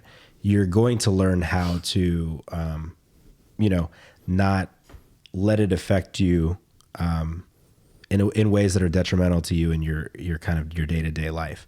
It's like I said, like you're always going to feel that emotion. You're always going to, when you start to think of them, like you start to think of somebody, you know, it's always going to impact your life in some sort of way. But you know, you'll be able to take that and you'll be able to wake up and say, hey, this doesn't hurt as much as it did, right? Mm-hmm. And that doesn't necessarily mean that, you know, that you're forgetting about somebody. That doesn't mean that you're letting, you know, them go in any way. It just means that like you're coming to terms with what's happened. And for some people, it takes way longer than somebody else. Right. And that there's nothing wrong with that either, you know? Really at the end of the day, you know, like Mike had said, you're going to find ways to, you know, continue living your life and to continue to make your day-to-day life honor this person that you lost and, you know, make it the best that you can. Yeah. I think it's very important. Let yourself feel that emotion. Let yourself go through the grief. There's the stages of grief, the cycle and all that. If it's been this long, instead of holding it all in and just allow yourself, find a space, find time, and allow yourself to grieve. There's nothing wrong with grief, especially if this is someone that is that close to you, that is a best friend, that is family member. Like you said, it might take someone 9 years, it might take someone 9 days, but it's everybody heals differently, and there's nothing wrong with that. So take the time that you need, feel what you need to feel. You say like when there's stressors and stuff, you kind of shut down and do something manually. I sit there and I don't let myself feel the pain at first. Whenever there's a big change, and I hide away from it, I keep myself active. I start drinking heavily. Like it gets to the point where like out of like 10 days in a row. Maybe not the best advice. No. and that's why I'm saying like I run away from it, and I've learned I need to sit down. I need to stop running from it, and I need to feel it, accept it, embrace it, learn, and then kind of build from there. So it's embrace what you're feeling. There's nothing wrong with feeling that. And if it's a friend like this with Chris going on, try to remember the good times. Try to remember a positive memory. Like when you start thinking of your friend and you're feeling down, balance that out with a positive thought, like a great memory that you guys had together, a great time. And don't always just think about the end times. Think about a lot of stuff that you guys have gone through and that you built together, and the memories and everything, and try to try to remember the good. And also, like, you know, I'm not saying that this is what Chris's situation is, but like, forgive yourself and get rid of any of the like, I should have seen this coming, or I should have, like, all those questions. Like, yeah, like they're normal. Those are normal questions to ask, you know. And you're gonna ask that when a situation like suicide comes about, because it's so natural. You know what I mean? It's like, it's hard enough when something happens on an accident, you know, things that are, you know, out of people's control. But when you realize that with that, it's just, there's so many questions, and it's easy to kind of play the blame game for yourself. Yep. I should have been this more. Oh, I should have said this, or our last conversation was this, and I wish it wasn't. You know, as much as like that stuff sucks, and it's like you have to, like, you've got to forgive yourself for that, and you got to look past it and be like, if you guys are really friends, you know that, like, that's not what your friendship was based on. That last bad conversation. If you have a whole history of someone that you cared about, it's, your relationship isn't based on the little fights you guys had, or the disagreements you guys maybe had right before, you know, or maybe you guys weren't talking. Yeah. You know, because I run into that a lot too here. And so, yeah, you know, maybe get peace with that situation as best as you can, and knowing that, you know, like you're saying, everyone grieves differently. There's no set time limit on when you should be over something, because you never are. No. If you care about someone and you love someone, it'll never not hurt when you think about them. It'll never not be hard, but at least in those hard moments or the sad moments, at least over time, they'll be accompanied with like a lot of like happiness that goes along with that sadness, you know, a lot of like beauty with that darkness of like the good things you guys had. So, yep. Yeah. Now, Chris, I need you to know, if you're watching the video version of this, I was smiling, and it wasn't because of your situation. It's because every time that they would talk and give their opinions, all that came into my head was that you just need to close your eyes and let the whole thing pass you. No, I'm just kidding. I thought you watched that little mosquito thing fly around. Yeah, I also had a very ADD moment because there's a mosquito flying around It's been in all night. Yeah. And it finally got to the table. And it finally got to the table, and I was trying not to slam on the table to kill it, but I had to get it. That being said, we know that this was a long episode, but thank you guys so much for tuning in. If you made it all the way here, we love you guys. If you made it all the way here, just leave a comment saying my biceps are bigger than yours, and Andrew will give you one free personal training session. Yeah. There we go. Love it. That being said, thank you guys so much. Make sure you guys check us out on the socials at Walking Blind Pod. WalkingBlindPod@gmail.com for any questions. YouTube, Spotify, iTunes, you know, all of the above. Wherever you guys feel safe listening to podcasts, as Mike likes to say. Make sure you guys check it out. Yeah. Walking Blind Pod. Also, do you have any like things you plug as far as like your ways to get a hold of you? I'm on IG, Vanilla Gorilla 24fit. Oh, that's you? No, Yeah, that's me. That's really all I'm on. But yeah, if you guys want to come swing by the page, Mike and I are actually going to start working on some content and kind of changing up the profile a bit and releasing some info. So another reason why I might be moving out here. a little easier to do that. Thanks. So. Yeah. And this Mike could start editing it because he's started developing some skills. Guys, aren't you so proud of Mike for all of his edits? Love it. Like the one posted tonight, whoo, that reel was fire. Yeah. Mike's in the game. Yesterday we had a barbecue with our other homie Chris, and and there was a moment we're sitting in the garage, and two middle-aged men were talking to each other about how to grow their TikTok following. Because Chris hooked us up with a legit barbecue meal yesterday. You can follow him. It's at Q's and Brews. I think there's underscores underneath all of it. Which is a mistake, but yeah, we won't talk. We got some branding issues to work on, Chris. But so yeah, it's one of those things, you know, where Mike's now in the game, and he's. I was trying to the help new edit Chris guy. edit his TikTok video. I think I just confused him more. Look at, dude, you're gonna be like a social media like brand ambassador, like a whiz pretty soon. Dude, pretty soon you guys are going to see Mike on his Instagram like, hey, what's up, guys? Mike from the Walking Blind podcast here. Check out this new fit tee. And on that note, we love you guys. See you guys. Peace.